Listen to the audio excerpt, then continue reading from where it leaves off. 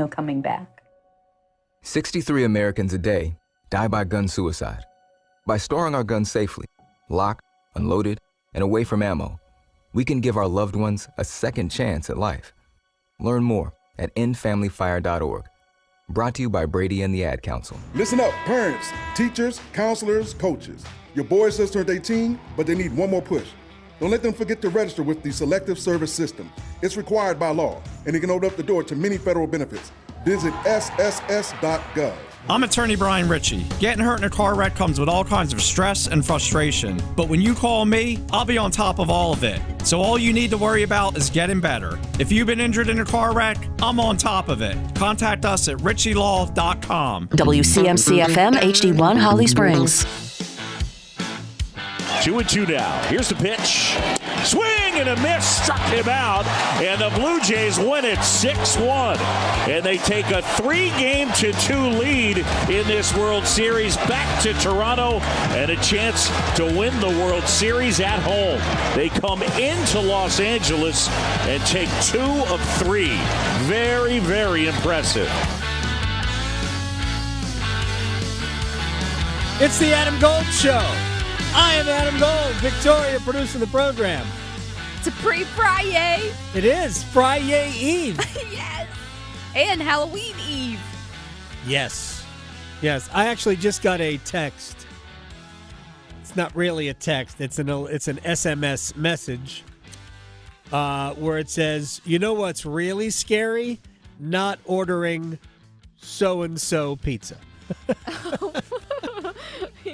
It's one of the, if you order stuff online, yeah, invariably, they got your info now. They do. And we are sending you reminders. And they'll never forget it. And honestly, I appreciate the reminders from, them. Mm-hmm, right.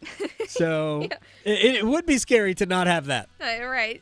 We're very happy for it. All right. Oh, man. They had me last night.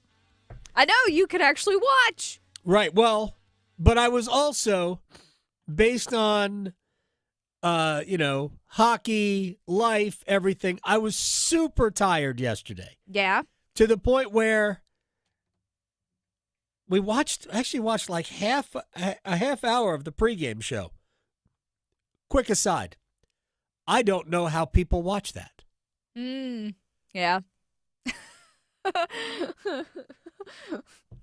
I mean, it's dreadful. Yeah. Yeah. It's just awful. It is. Anyway, I mean, the 3 amazing players, and Kevin Burkhardt, who I have great respect for, but my gosh, never mind. So we're sitting there waiting for the game to start at 8:15 or 8:12 or whenever it started. Yeah. And literally, I'm like, man, I got about 2 innings in me. Yeah, you could feel it. I could feel it. Mm-hmm. And then Davis Schneider got my adrenaline going. Oh, my goodness. Yeah. I mean, first pitch. Yeah. And I'm like, all right, I'm here. Let's do this. Right out the gate. It was fascinating last night. Mm-hmm. There's every sport is different. There are people who hate baseball because there's not enough action. I get it. It's a different type of game. Yeah. By the way, there's more action in baseball than there is in football, but never mind. Mm-hmm. There's like 17 minutes of action in a football game. Right. Yeah.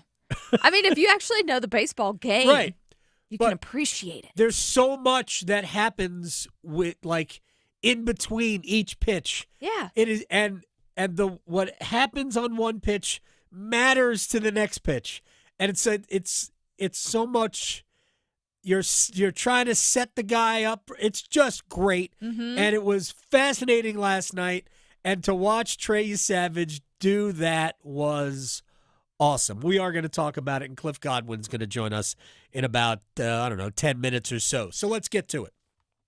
Let's get it started. Let's get it started in here. You know it's a big deal. Twitter tells you it's a big deal. Always. Trey Savage, I had so much hashtag Trey Day in my timeline last night. Oh, Trey Day, look at so much Trey Day People are on it. in my timeline yesterday. Love it. So last spring, he was pitching in Greenville, North Carolina for ECU. Last May, pitching there. And he dominated the Dodgers last night. Big time. Dominated the Dodgers.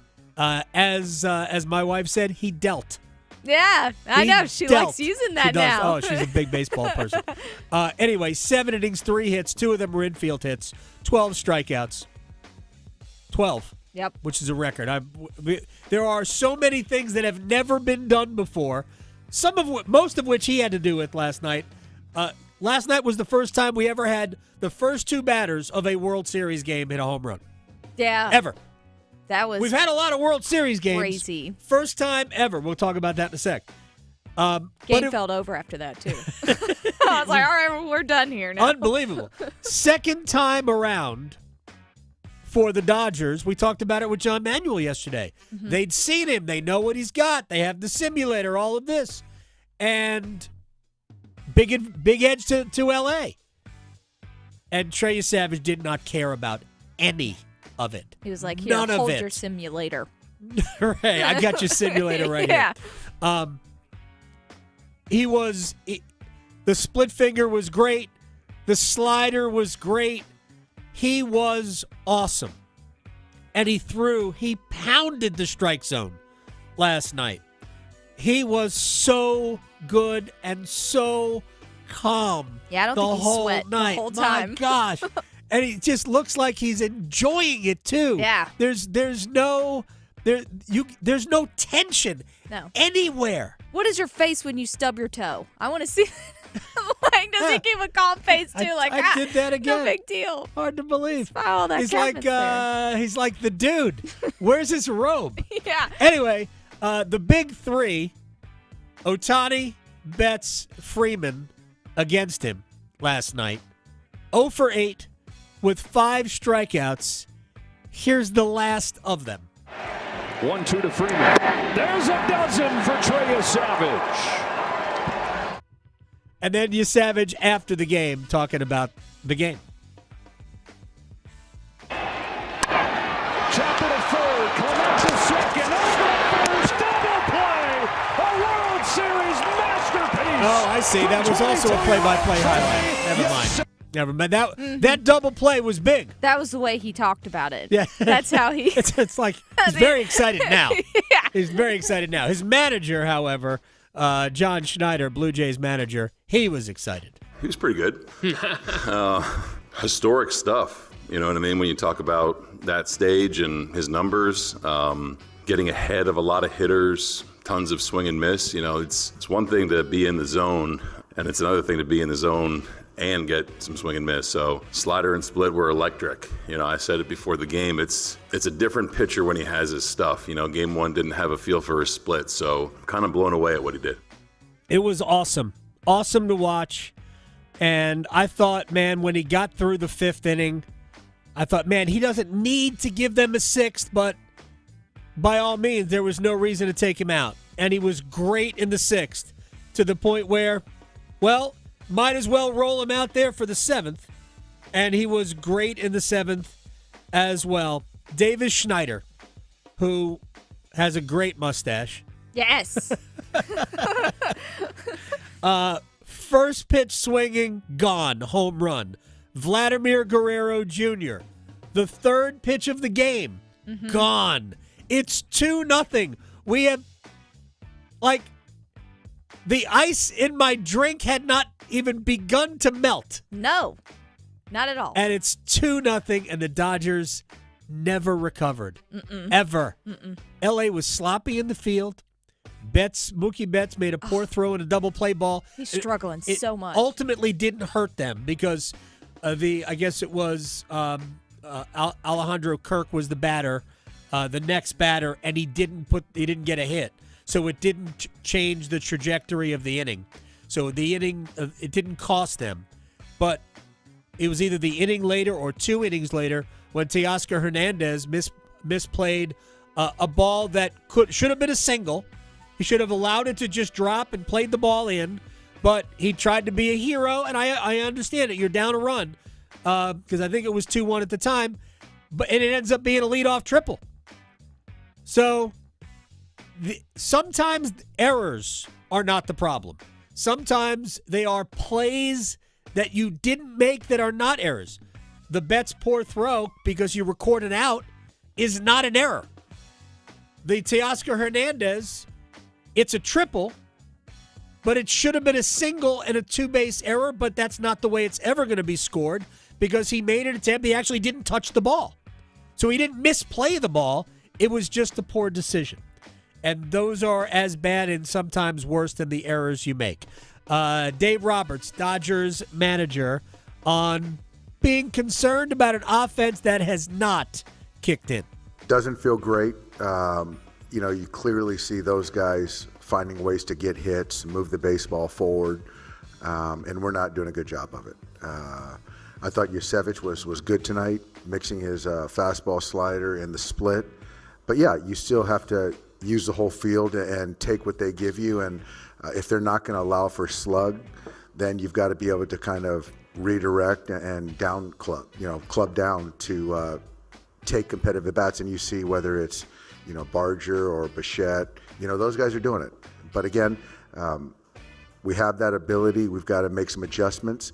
We've seen Gossman a ton. A lot of our guys have seen him. So we just got to continue to I just think we just got to come in fresh, and we've been, again, like I said, we've been in elimination games, a core group of these guys, and, we got to find a way to win a game. That's it. All right. So, without digging too deep, there's no question that the Dodgers are more than capable of winning tomorrow and Saturday. And nobody should be surprised if they do that. The one thing that I would say I disagree with Dave Roberts, Dodgers manager, is that the Dodgers are who they are. They're not the Blue Jays. The Blue Jays are built to grind. That is their makeup. The Dodgers have some of those players. They have players who can, but that's not really who they are. The Blue Jays, that's their identity. Their best player, Vladimir Guerrero Jr., doesn't really strike out. So he's got all of those skills, the power and all of that, and the flair and the flamboyance, but he grinds. He does. He puts the ball in play, and that's what they did to Blake Snell in Game 1. Yeah, Snell wasn't precise. He didn't have real great command of his pitches in terms of being able to throw them where he wanted to. But he was it was the Blue Jays that made him throw a lot of pitches, and they got him out of there after 5 innings. They battered him pretty good. Mm-hmm. They weren't, Snell was much better last night, except those first two guys got him. Yep. And Savage was a savage. He was. He was tremendous. All right, Cliff Godwin in just a couple of seconds. Canes and Islanders tonight. Carolina without Slavin, without Miller, without Gostisbehere again. Charles Alexis Legault, who was up here to start the season, has been called back up. Looks like he is going to play. Alexander Nikishin and Sean Walker should be the first defensive pair. Jalen Chatfield and Joakim, Joel Nystrom will be the second defensive pair. Mike Riley draws back in. He'll play with Charles Alexis Legault. Looks like Dom Fensori will sit out. No changes to the forward combinations other than Jankowski is going to center that fourth line with Kotkaniemi on the wing. Bradley Nadeau will be a part of it as well. And Brandon Bussey will get his fourth start for Carolina. Pyotr Kochetkov was not at the morning skate today. I have no idea if that's a health issue or not because I couldn't get out there. But there were no other changes. I'm going to make this one prediction before we get to Cliff Godwin. I will not be surprised if by the second period we see different line combinations for Carolina. My own feeling is that the Taylor Hall second line run is over. even though that's where he skated this morning. And then it's time for Andrei Svechnikov to go back there. I realize we've only seen one good game from Andrei, and that is not proof that you're back. But if I were the head coach, I saw what I needed to see, and I'm going to force Andrei back with players that he can feed off of offensively. Granted, Martinook and Stahl create possession. So it's good for Andrei to have the puck. It's also the example of how you're supposed to play. It's also really good. But I'll trust that Andrei will watch the game when he's not on the ice. Anyway, that's what I would do. And I think we're probably going to see some changes, especially if the offense is not obviously there early. I think by the second period, I think we see some changes. All right, back to baseball. Last night he did it again. Trey Savage set all sorts of, I guess, rookie benchmarks for a World Series performance. Most strikeouts without a walk. I mean, it was scintillating. And I know somebody who watched every single pitch of it, Cliff Godwin, East Carolina baseball coach, who joins us on the Adam Gold Show. Can you walk me through your emotions watching that? And we could also contrast it to game one of the series. But as you're watching that last night, what are you thinking? Man, last night it was special. I mean, he had his split finger, he had his slider. Normally, he probably doesn't have both of them at that level. Obviously, you can tell with 12 strikeouts with some of the best players in the world and definitely a few Hall of Famers that he's facing in the Dodgers lineup. I'm yelling. My dog's like looking at me like I'm crazy. He's scared because I'm yelling at the TV, when he strikes a guy out. And I'm coaching him through the TV, at least in my head, come on, Trey, you can do this and, execute a pitch here.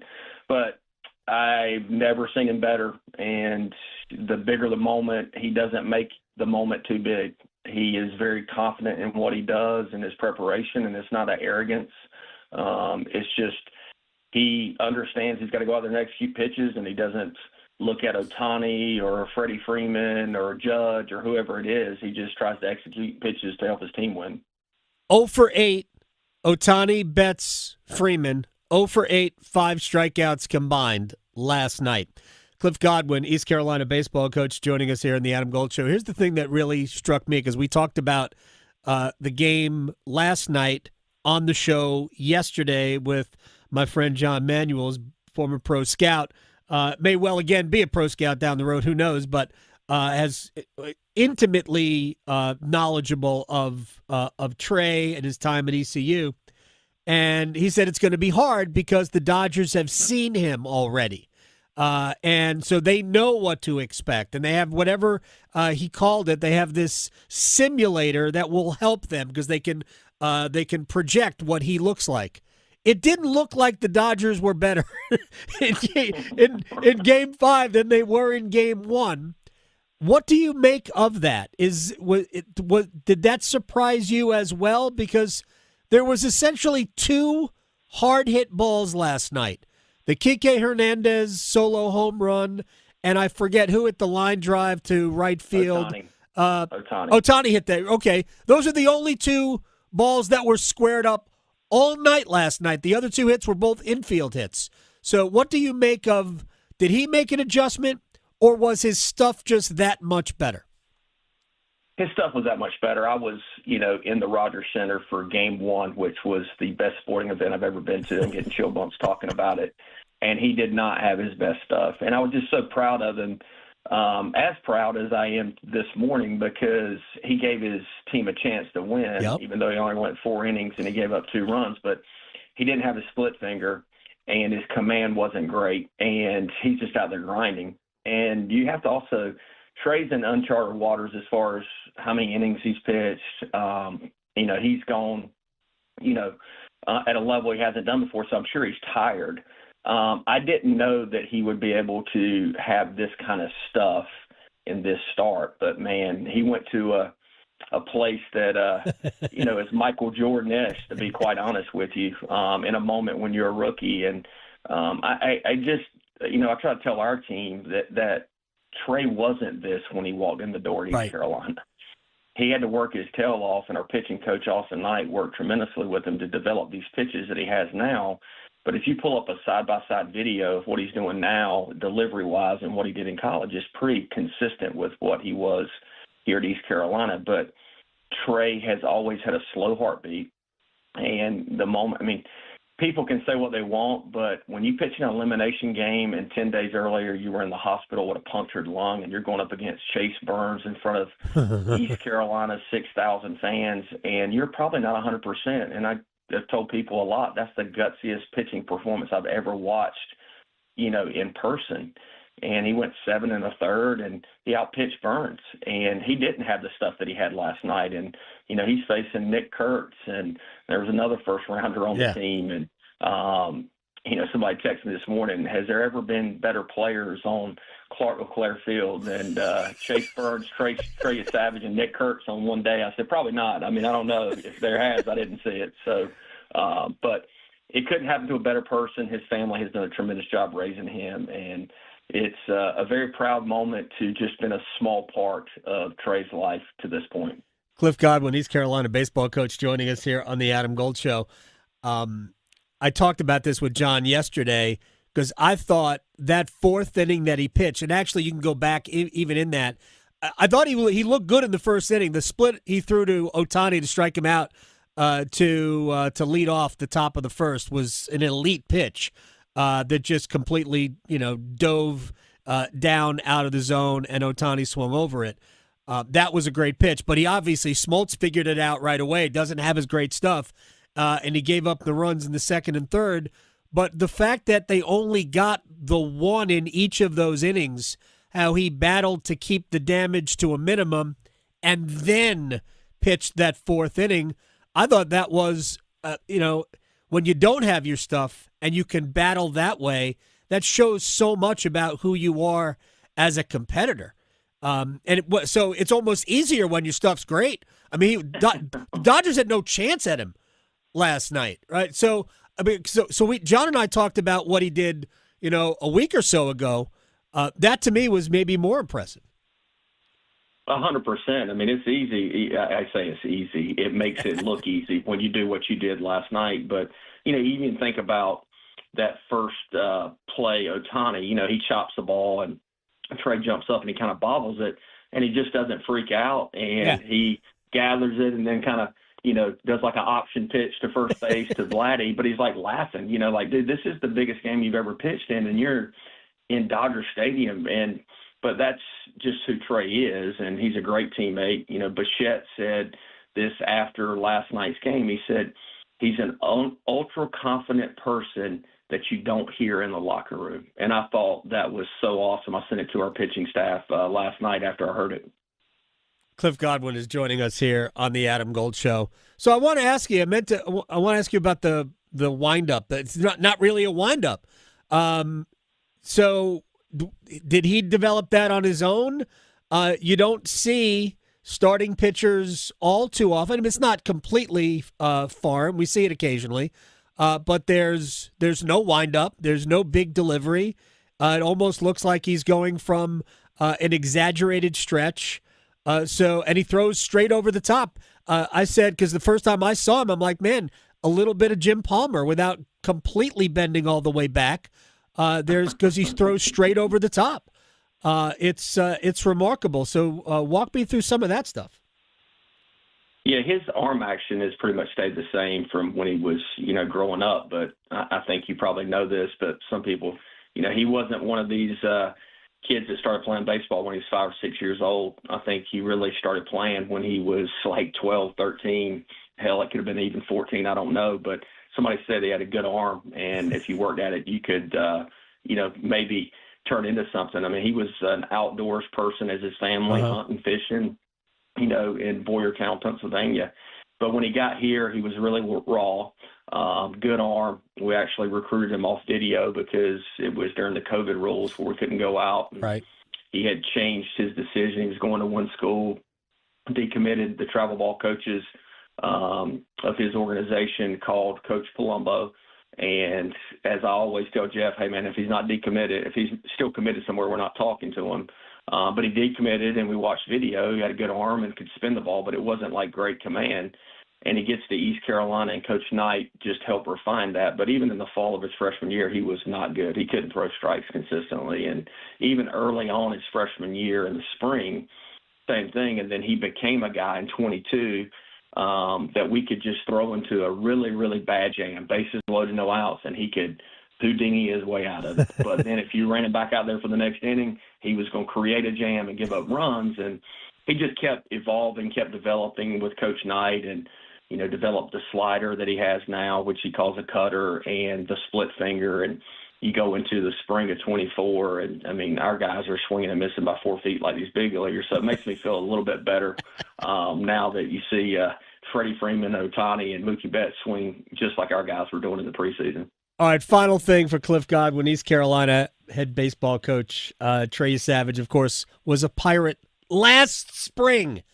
That is the most incredible part of this story, that last spring he was pitching for you, and he goes from Dunedin to Vancouver to Manchester, New Hampshire, to Buffalo to Toronto to the World Series. There's no way anybody could have expected this. What surprises you the most or even the least about this? What surprises me the most is the organization, just taking Trey the way they did. And I think part of it was they wanted him to pitch in warm weather early and not pitch in cold weather, but just methodically moving him up. And I even heard Snyder's post games was like, we brought him up with like 12 or 13 games left in the regular season just to have an influx of talent because they had some injuries on the mound. And you really don't know what it's going to look like. And he goes, he just kept answering the bell, basically. But for me, that part doesn't surprise me because Trey has always just made the moment what it is and not make it bigger than what it was. And he's pitched at some big games at East Carolina, so this doesn't surprise me. Striking out 12, obviously, like I said, it's Michael Jordan-ish against the Dodgers, in their stadium. I mean, I don't think anybody could have expected that, but Trey just goes out there and tries to take it one pitch, one batter at a time. But I'm just happy the organization took a shot because you just don't see that even with high draft picks. Yeah, but I do wonder, because this is something that maybe we're starting to see a trend anyway, and if it's even going to get more prevalent going forward, is that the college game is becoming better and better as more money is being invested in it and as more attention is being paid to it. I think it becomes more attractive to the high school players. And when those guys get drafted, maybe they're just ready. And we don't have to be as patient. We don't have to, send them through 3 years of the minor leagues where these clubs can bring these guys up when they're 22, 23, because it does seem like the sport is trending in that direction. Maybe this is a great advertisement for East Carolina baseball, Coach. Well, I'll tell you this. I mean, Jeff Hoffman's obviously the closer for the Blue Jays, and I did not coach him, but he's an East Carolina Pirate. We have 8 guys from East Carolina in the big leagues right now. I watched Gavin Williams a couple of weeks ago. Yep. And I would say, as not the coach here, but as an alum that played here at East Carolina, that makes me super happy because I don't think we've ever had, to my knowledge, 8 guys in the big leagues at one time. And, Sean Armstrong and Jeff Hoffman didn't play for me, but Gavin Williams did, Alec Burleson, Zach Agnos, Carson Wisenhunt, Connor Norby, and, of course, Trey Savage. So it's really cool to watch those guys go out there and perform at the level they're doing. And, of course, I'm always pulling. I watch a lot more Major League Baseball now than I used to. Well, man, I know you're proud, and it was amazing to watch last night. Thank you for your time, Coach. Appreciate it. We'll check in again soon. Adam, thanks, buddy. Go Jays. Go Jays. Threw that in there. Go Canada. Yeah. All right, when we come back, Ryan Wilson of CBS Sports on the NFL next. Because your fantasy football team needs all the help it can get, the Adam Gold Show on the North Carolina Sports Network. Hey, Carolina Panthers fans, it's Dennis Cox from 99.9 The Fan. For all the inside information on your team, join me and my co-host, WRAL TV's Chris Lee, for our podcast, Panthers Playbook, presented by Wake Orthopedics. In every episode, we'll keep you up to date on your Panthers, and we'll do it with access only we can provide. Locker room insight, exclusive interviews, and in-depth looks at every Panthers game. Follow and subscribe to Panthers Playbook wherever you discover your favorite podcasts or watch on YouTube. It's Bo time. Fumbling the food on game day? Rookie move. But you know Bo can make your tailgate a winner, breakfast, lunch, or dinner. Because the Carolina Legend has everything you're craving. We're talking crispy, juicy chicken loaded with real Southern flavor, fluffy scratch-made buttermilk biscuits, and all the fixins to feed your whole crew faster than you can say touchdown. Be the MVP this season and let Bojangles do the cooking. Order your tailgate today. It's Bo time. Planning a tailgate? Then it's Bo time. Bojangles has everything you need for the perfect tailgate, no matter how many fans you're trying to feed. There's the original tailgate, the super tailgate, and for a really big crowd, the jumbo tailgate special. And if you like your chicken off the bone, choose the Supreme's tailgate special that includes 12 perfectly seasoned tenderloin fillets. So grab the tickets, get that Bojangles tailgate special, and go. It's Bo time. YouTube TV customers, you could lose ESPN and the sports you love, including college football, college game day, Monday Night Football, NBA, college basketball, and more. Take action. Go to keepmynetworks.com to keep ESPN. What if you could pull up to $500,000 in cash out of your home and drop your mortgage rate down to 4.99% APR? Hey, it's Dennis Cox. Right now at Loan Pronto, they've got the lowest rates in 3 years. With Loan Pronto's Rapid Equity Loan, you can get your cash in as little as 3 days. Pay off all those high-interest credit cards and even skip your next 2 house payments. One client just got $300,000 approved in under 24 hours, paid off their debt, paid off 2 car loans, and saved $2,100 a month. One call, life changed. There's no wait, no hard credit pull up front. You probably won't need an appraisal. Just fast, easy cash from your home's equity. Rates are at a 3-year low. Act now. Call 919-381-1760 or visit loanpronto.com for your free instant home appraisal. See how much cash you can get today. Loan Pronto, A+ rated with the BBB and nearly 2,500 5-star Google reviews. Call 919-381-1760 and see how much cash you can get today. Loanpronto.com. Equal housing lender, NMLS 166171 on approved credit. Visit NMLSconsumeraccess.org. Dauntless Transmissions has been the trusted transmission shop in Raleigh for more than 27 years. But why do they call it Dauntless Transmissions? Well, dauntless means showing fearlessness and determination. Now, the experts at Dauntless Transmission are dauntless when it comes to caring for your vehicle. Whether that means a total transmission rebuild, complex engine or brake service, or just a routine tune-up, your vehicle will be dauntless when they're done with it. Visit dauntlesstransmissions.com. Dauntless Transmissions, your local source for exceptional service. Every second counts in a poison emergency. That's why Poison Help is standing by 24/7 to provide free assistance in over 100 languages. Save Poison Help as a contact in your phone today. Poison Help. 1-800-222-1222. Actual price will depend on product and subscription plan. Featured products are compounded drug products, which the FDA does not approve or verify for safety, effectiveness, or quality. Prescription products require an online consultation with a healthcare provider who will determine if appropriate. See website for details, restrictions, and important safety information. Want a boost in and out of the bedroom? Hims has you covered. Introducing a new 2-in-1 approach to level up your game. Tadalafil for better bedroom performance and zinc for testosterone support. Turn things all the way up and find affordable treatment options at up to 95% less than brand names at hims.com/joy. That's hims.com/joy. One Adam. Gold. One Adam. Gold. Turtle cake? Like, what are we... What? Isn't that an ice cream? What? Where's the confetti cake? Because, hello, confetti cake, delicious. With the little, I don't even know if it's real, but the little dots in the icing, like... None of these are real. What kind of fake thing that is, but it's delicious. It's my childhood. Like, that wasn't in the top 10. His opinion's invalid to me. The Adam Gold Show. It's the Adam Gold Show. I'm Adam Gold.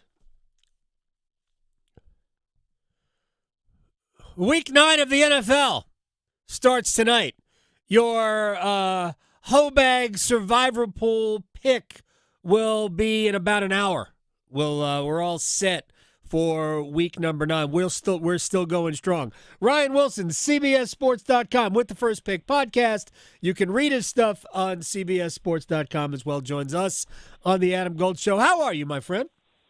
Hey, Adam. I got a good chuckle out of thinking Veronica thought anything on the confetti cake was real. I appreciated your response and that it's all made in a factory with a bunch of scientists trying to get us addicted to everything we put in our mouth. Exactly, and it's effective, too. That's the worst part, is that it all works. Incredibly.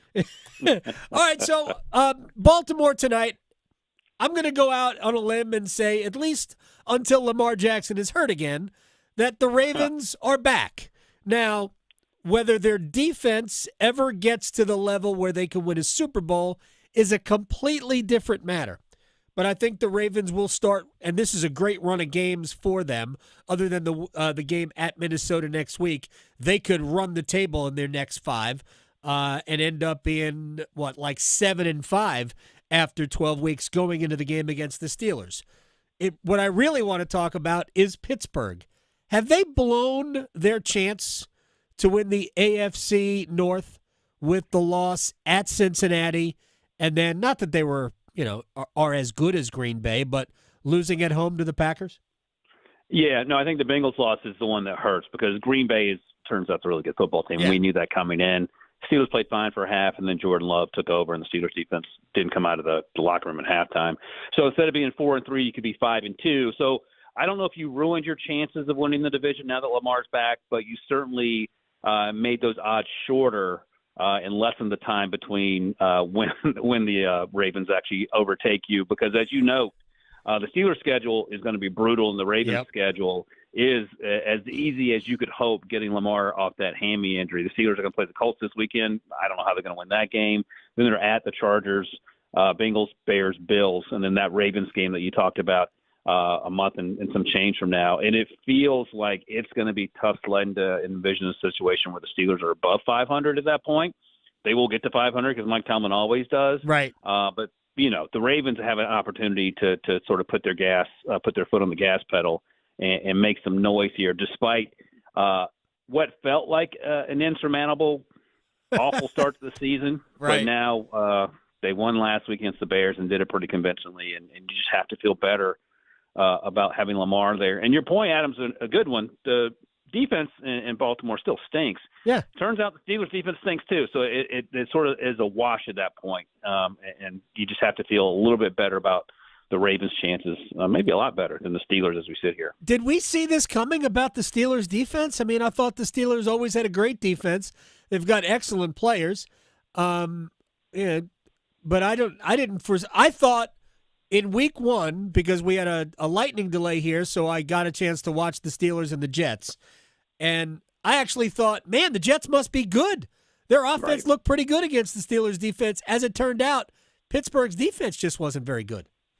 Yeah, what is the lack of ability to play the pass isn't necessarily a surprise. The inability to stop the run is a huge surprise because Cam Hayward is a Hall of Famer, and he's still playing at a pretty high level. They drafted Keanu Benton a few years ago. They drafted Derek Harmon, who was actually injured in that Week 1 game, along the defensive line. They have T.J. Watt, Alex Highsmith, Patrick Queens at linebacker, Peyton Wilson, who you guys certainly know very well. Yeah. And they cannot stop the run to save their lives. Forget about Week 1 against the Jets. Seahawks was the same thing. Yep.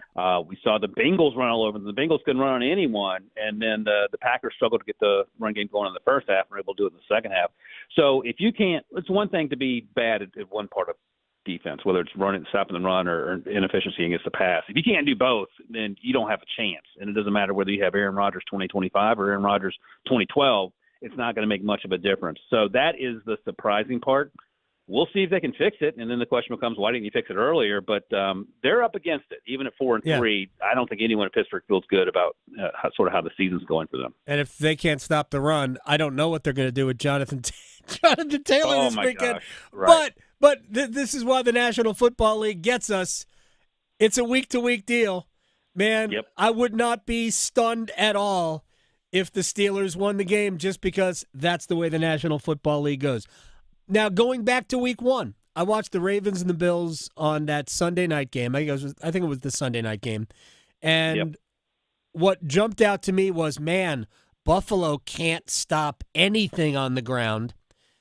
And they couldn't against the Ravens that night. If Derrick Henry doesn't fumble, Baltimore wins that game. And they're going to have to deal with Kansas City. Now, Kansas City isn't necessarily a big-time running team, but this becomes a very big game, really, for both teams. Because if the Bills lose and the Patriots win, they're a game and a half behind New England, and they've already lost to the Patriots once. Granted, there's a lot of football left, but this game feels huge for both teams beyond whatever playoff implications there could be. And the crazy thing is that they're both 5-3, and 3 weeks ago the Chiefs were 2-3, and we were all lamenting how are they going to salvage this season. The same conversation we have every year about the Chiefs. Right. The other thing that's interesting about the run game with Kansas City, we know they have Pacheco and Kareem Hunt. They're getting Brashard Smith involved, their rookie out of SMU, who's more of a sort of a receiver/runner. Yeah. But the other thing, and probably more importantly, Adam, is they got Rasheed Rice back, and you can use him in the quick game like you would use just a toss sweep. Just get him the ball in the line of scrimmage out wide, and then let him do the heavy lifting for you. So that's going to stretch the Bills horizontally, and then of course we know what they can do when Patrick Mahomes starts pushing the ball down the field. And it's crazy to think that going back to week one and given the way the Bills won that game, and given the Chiefs lost in Brazil, I think it was. I can't remember where they lost to the Chargers. We're now at the point, to your larger point, no one knows what's going to happen week in and week out. They're both 5-3. This is a critically important game. And to your point, maybe more important for the Bills, who are staring up at the Mike Vrabel-led, Derek May-led New England Patriots, who are, I think they've won 6 in a row. Again, there have to be script writers because you can't make this stuff up.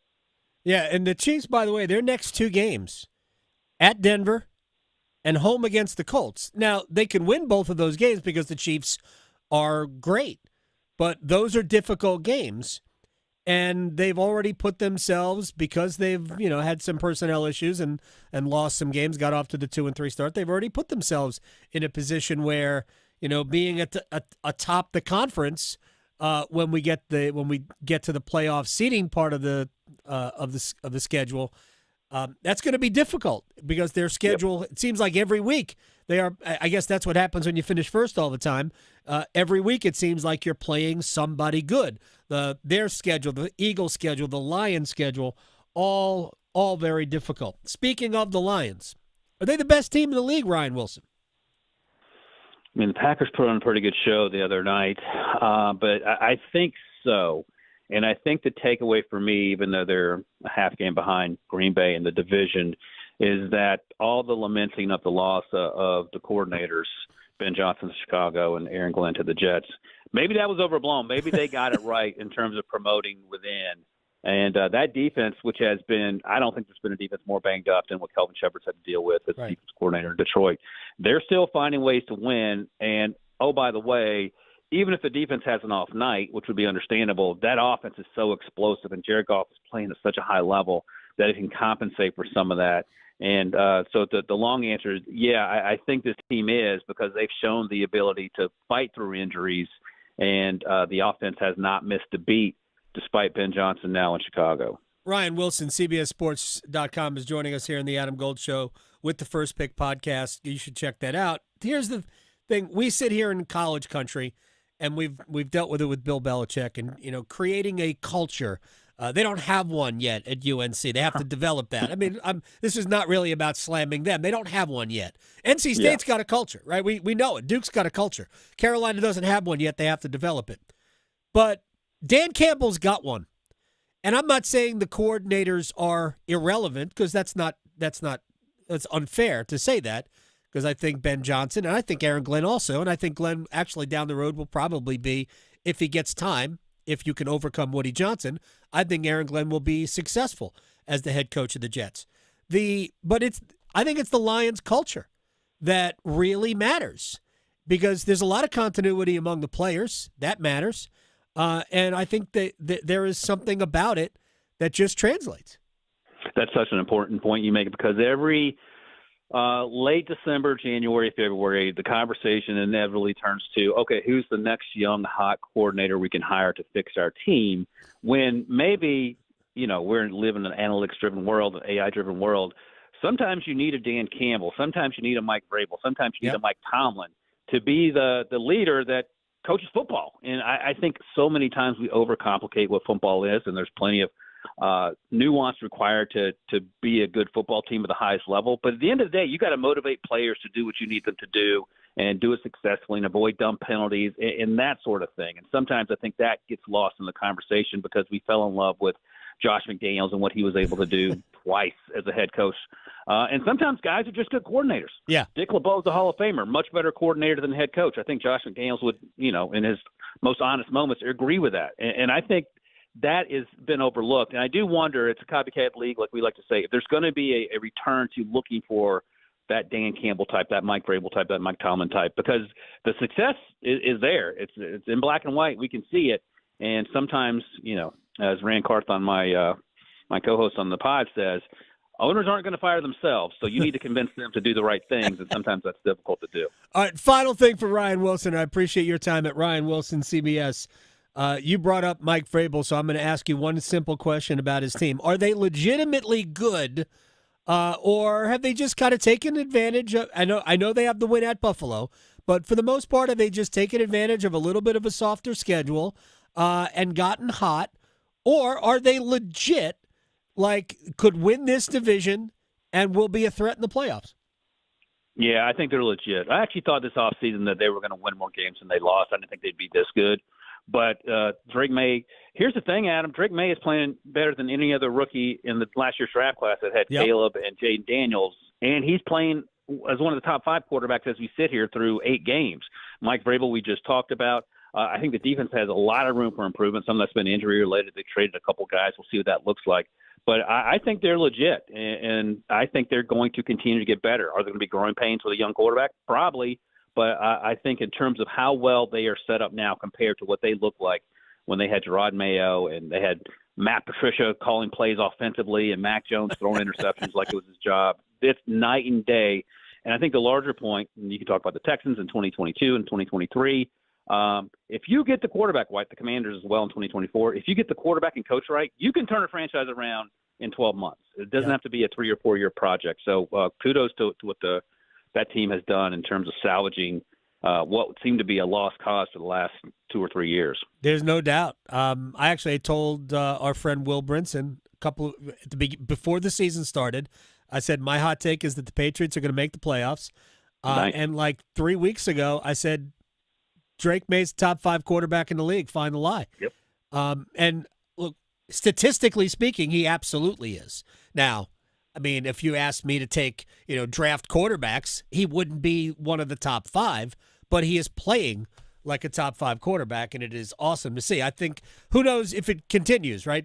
Forget about this year, but next year, as the competition gets a little bit better, especially if they win the division. But, man, it's been fun to watch, and it's always fun to talk to you, Ryan. I appreciate your time. Thank you, Adam. Have a good one, buddy. You got it. The pride of Bowie's Creek. We'll take a break. We'll come back. We got one-timers. Next hour, Cory Smith, the Pack Pride's going to join us. We had the interesting comment from Dave Doran earlier in the week, which sounded to me a lot like Dabo Sweeney's, if they don't want me to get me out of here, but much classier. And he said some things on his radio show last night that I found fascinating. So we'll talk to Cory Smith about that next hour. But one-timers are next. Asheville to Wilmington, Boone to Durham, The Adam Gold Show on the North Carolina Sports Network. Adam Gold here from my friends at FanDuel, America's #1 sports book. It is Thursday. It is your chance to hit the jackpot. That's Thursday's touchdown jackpot, where you can win a share of $2 million in bonus bets. Pick an anytime touchdown scorer between the Ravens and Dolphins tonight, and if that player scores either the first or last touchdown, you win your anytime touchdown scorer bet plus a share of $2 million in bonus bets. FanDuel.com/AGS. FanDuel.com/AGS.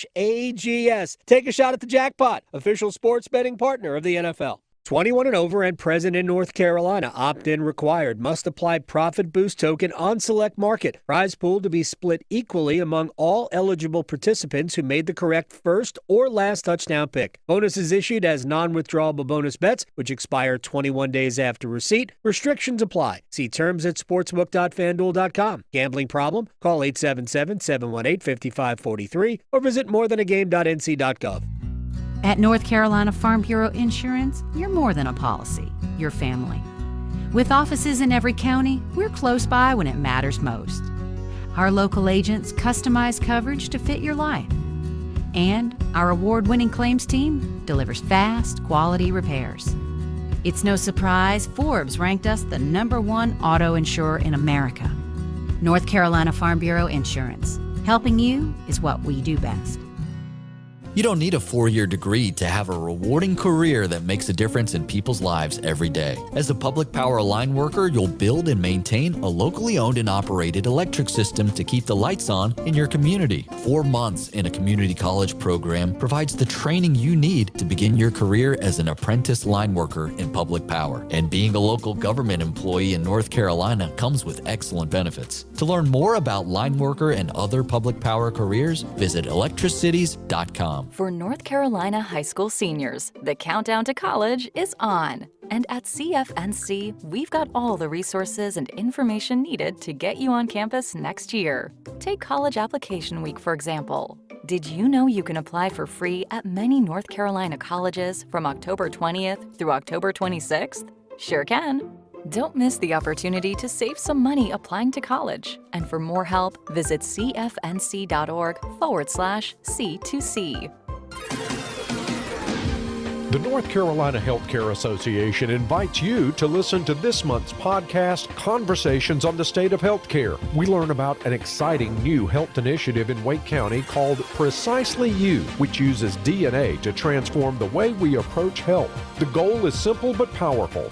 Help people prevent disease, detect it earlier, and improve health outcomes. Wakia Ellis is Vice President of Nursing for WakeMed Raleigh campus. With Precisely You, we're looking directly at each individual's DNA. That lets us identify personal genetic risks for diseases like hereditary breast and ovarian cancer, colorectal cancer, and even heart disease that might be linked to high cholesterol.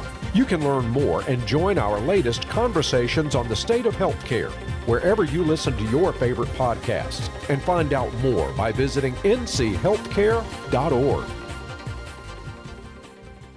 North Carolina ranks second in the nation in potential agricultural land lost by the year 2040. The NC Forever Farms program supports the preservation of family farms through permanent agricultural conservation easements and has received a record number of applications for 3 straight years. Landowners interested in preserving their working farm through the Farmland Preservation Division of the North Carolina Department of Agriculture and Consumer Services can learn more by visiting ncadfp.org.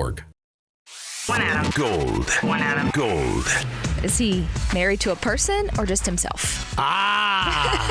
Because that, I feel like that's very Aaron Rodgery of him to have the twist in there. It's a very good question. So, I don't know. We still don't know if it's a person. Would he get down on one knee to ask himself over an ayahuasca? Yes. The Adam Gold Show.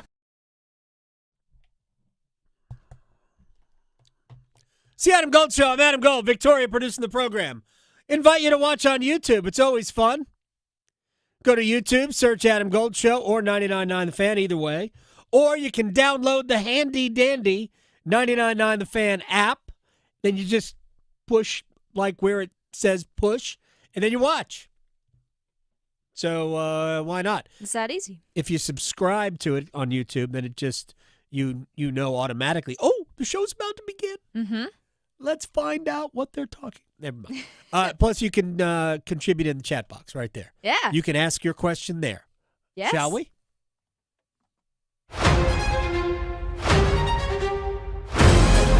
And that is where where we will start today. First up, and I love this, I highly recommend to anyone to do random one-timers. It doesn't have to be about sports, which maybe we'll get to. Yeah. First up, though, from Chris, thoughts on Svetch / Panarin trade rumors, and would you like that? Really? I had not heard those rumors. Artemi Panarin is a freak talent. Mm-hmm. So would Artemi Panarin make Carolina better than they are right now? Yes. His contract's up after this year, so it would be a temporary deal unless Carolina was willing to pay him a ton of money. And he's a little bit older, so I'm not sure that they would. With all of that said, is Panarin a better offensive player than Andrei Svechnikov? Yeah.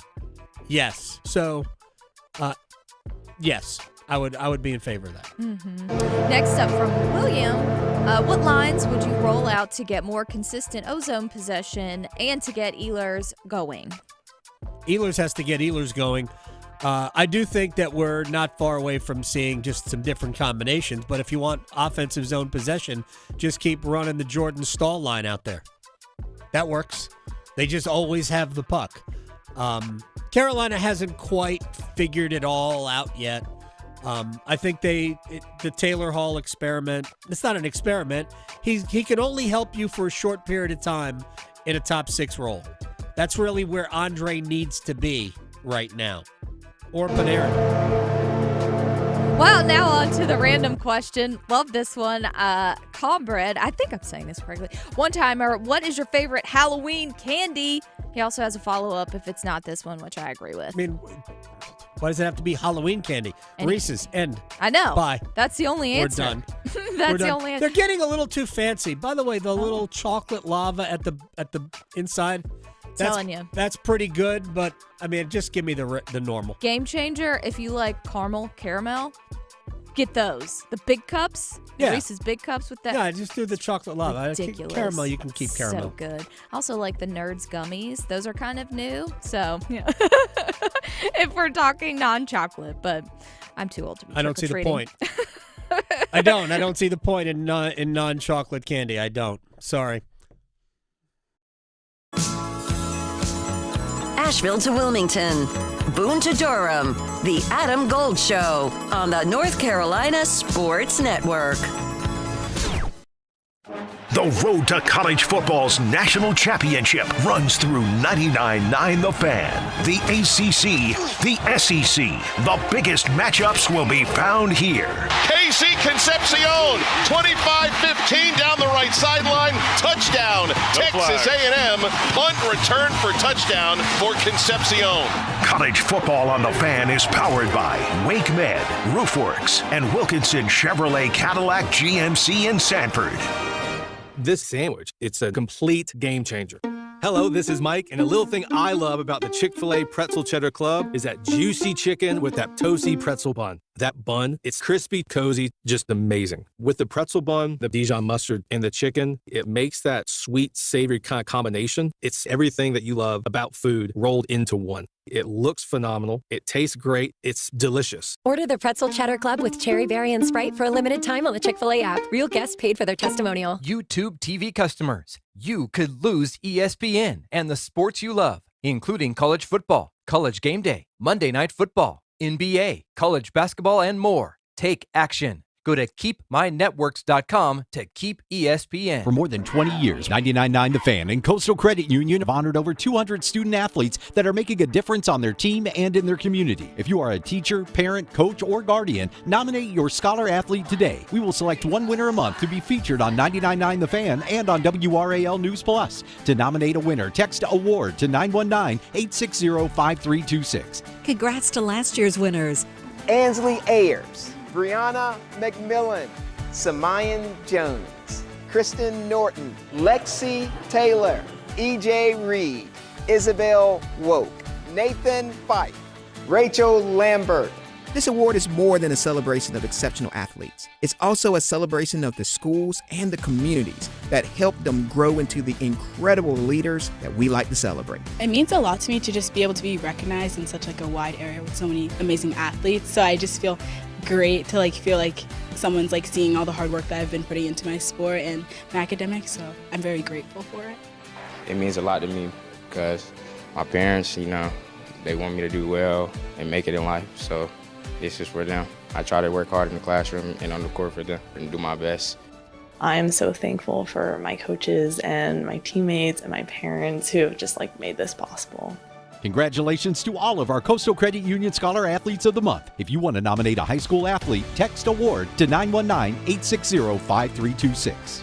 Join Team Phenomenal Hope for a 5K run walk to raise awareness about pulmonary hypertension, which affects over 100,000 in our state alone. This family-friendly run walk is Sunday, November 2nd at 9:30 a.m. at River Park in Hillsborough. It's free to attend. Enjoy music, games, water, snacks, and hear PH Warriors share their stories. Register now at phwalknc.org. All funds raised will go towards research for a cure and direct financial assistance for patients. That's phwalknc.org.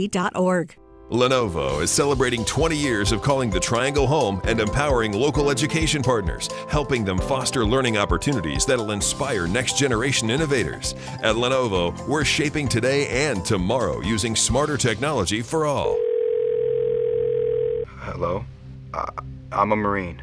It took me a long time to make this call. If you or a veteran in your life is experiencing thoughts of suicide, dial 988. Then press 1 to reach the Veterans Crisis Line. I'm attorney Brian Ritchie. Big truck accidents can cause life-changing injuries, and life-changing injuries deserve life-changing money. I know big truck wrecks, and I know how to fight those big insurance companies. If you've been hurt by a big truck, contact us at ritchielaw.com. I'm on top of it. Broadcasting live from the Lenovo Studios. WCMC HD1 Holly Springs. 99.9 The Fan. The Triangle Sports Leader. The pitch. Swing and a miss, struck him out. That's 11 strikeouts for Trey Savage. And it matches Don Newcomb, 1949, for the World Series rookie strikeout record. Freeman back in, awaiting a 1-2. Here comes. Swing and a miss, struck him out. Freddie Freeman down on strikes. Savage has struck out a dozen here tonight.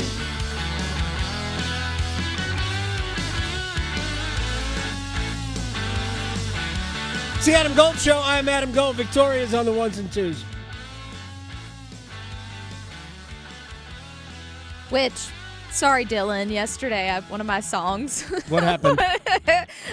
He said that his girl heard it and then she played it all day. Really? So sorry about that. Which one was it? One of the listeners. So there's an artist called Ava Max. Okay. And her song is Sweet But Psycho. It's because it's a spooky theme week. All spooky songs. So sorry if I put the bug in people's ear. We heard Bad Moon Rising. Yes. CCR. Right. Yes. Mm-hmm. When are we going to get Werewolves of London? Oh, trust. It's on the playlist. I already have tomorrow's locked in. Monster Mash? Maybe. That's probably a little bit too cliched, no? We'll see. I don't know. Okay, then. I have to leave people hanging. And if people have their favorite one, we still have 4 more bumps that I could play. Today? Werewolves is coming, so Today we 3. We'll have 3 more. Well, you'll have 4 more today. Mm-hmm. Right? Should be. Yes, but the Werewolves is on my to-do list. Okay, so that's technically why 3. But you're in charge of that. I have nothing to do with it. If people feel some type of way about their Halloween song, they can let me know. I have just told you that you should put out the playlist every day. True. A list of the songs. True. Yes. Because people, I might be interested. Yeah. You never know. You might find a new one that you didn't know. Cory Smith from Pack Pride is going to join us in just a couple of minutes. We will chat with him about Dave Dorn. I'm going to bring up a couple of things that strike me about Dave in just a couple of minutes, but we'll talk to Cory in about 15 minutes. And then, of course, after that, your Survivor Pool HOBAG selection of the week. Do you know, Victoria, for people who know what a Survivor Pool is, I'm not going to go into the full explanation now. We lost over half the pool last week. The Circa Sports, like $18.5 million payout. No joke. Wow. It's a $1,000 entry to win about $18.5 million if you are the survivor, the lone survivor. Right. Now, you could go out at the same time as 500 people, and you would divide whatever's the pool with as many people who are essentially the last survivors. Anyway, they lost over half the pool. Almost 52% of the pool disappeared last week because people took I was going to say there had to be at least one or two games that, like, really. They took the Bengals, and who was the other? There was another big upset that I've forgotten now, but over 2,000 people exited the pool. And this week, unless you can't take some of these teams, there is a lot of options this week. Okay. Yeah, last week did have a lot of buys, too. That probably hurt a lot of people. I think there were 6 teams off last week, and there weren't as many options, but we chose properly. Yes. But this upcoming week, there are a ton of options if you have access to those teams. We are in week 9. It's hard. We're running out of teams. I've already looked at next week. I don't love it. not ready. I am not going to lie. For it. I am not going to lie. I don't love next week. Just wait till we get to Christmas. That is, well, we're never going to get there. We're never going to get there. You never know. You got to put it. We're never getting there. The one trick about this Circa Sports pool is that it treats the Thanksgiving Black Friday games. Yes. And there are 4 of those. And then the Christmas games, and there are 3 of those. It treats them as separate weeks. It's tough. So the 4 games that are either on Black Friday or Thanksgiving Day, because there's 3 Thanksgiving Day games, plus the Black Friday game, that's a separate week. Yeah. It's not fun. So I'll say it again. You're probably not getting there. Yeah. Now, they don't include spreads, right? Like, no. that's not, it's you just got to pick a winner. Okay. You just got to pick a winner. Because that's a whole nother level. Exactly. Well, yes, that would not last very long. No. I don't think we would get past 4 weeks if we did that. That would be tough. You know, no matter how many people were in the pool. All right, let's run it back. All right, I thought it would be interesting because we came back with Trey Savage and highlights of the Blue Jays taking a 3-2 series lead. One quick thing about the series. This is not about Trey. I thought it was over. Blue Jays won game 1. Dodgers came back and won game 2. Blue Jays had a lead relatively late in game 3, gave the lead up, and then lost in 18 innings. I didn't think they would recover from that. I'm not alone, but this is why sports is the best. Because even if you think you know, and you can make reasoned arguments as to why you know, you don't know. You just don't. And the fact that Toronto came back and comfortably won game 4. And then what they did last night, that is as impressive as anything Trey Savage did. So I thought I would just read a couple of things that were remarkable about last night's game. For people who are into this, Sarah Langs, her Twitter feed is called Slangs on Sports. She has worked for ESPN and a lot of other outfits. She is a baseball stat freak show. So Savage struck out all 9 batters in the Dodgers starting lineup last night. So there wasn't anybody that didn't fall victim to Trey Savage. 3rd pitcher in World Series history to do that. Randy Johnson, Game 2 of the 2001 World Series, then for Arizona against the Yankees. Bob Gibson for the Cardinals in 1968 against the Tigers. That's 2 pretty good names to be next to. Let's see. There's so many cool things about Trey Savage. I just have to go through it. Most strikeouts by a rookie in a postseason game. Savage 12 is fourth all time. But if you look at a World Series game, it's first. He had 12 last night. 12 punch-outs, no walks. That is the most ever by a rookie in a World Series game. 23 swings and misses last night. Most by a pitcher in under a pitch tracking era. Incredible. 12 strikeouts, no walks.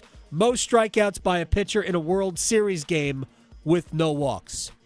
Most by any pitcher, not rookie pitcher, any pitcher.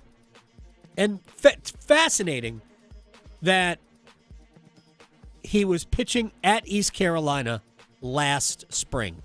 Right. In May of 24, he was still in college. It's crazy. I asked Cliff Godwin this earlier, and to me, this would be fascinating to talk to not just college coaches about it, but to talk to pro scouts about it. Because I think what we're seeing, Paul Skeens is a similar situation. Corbin Burns, he was just talking about that.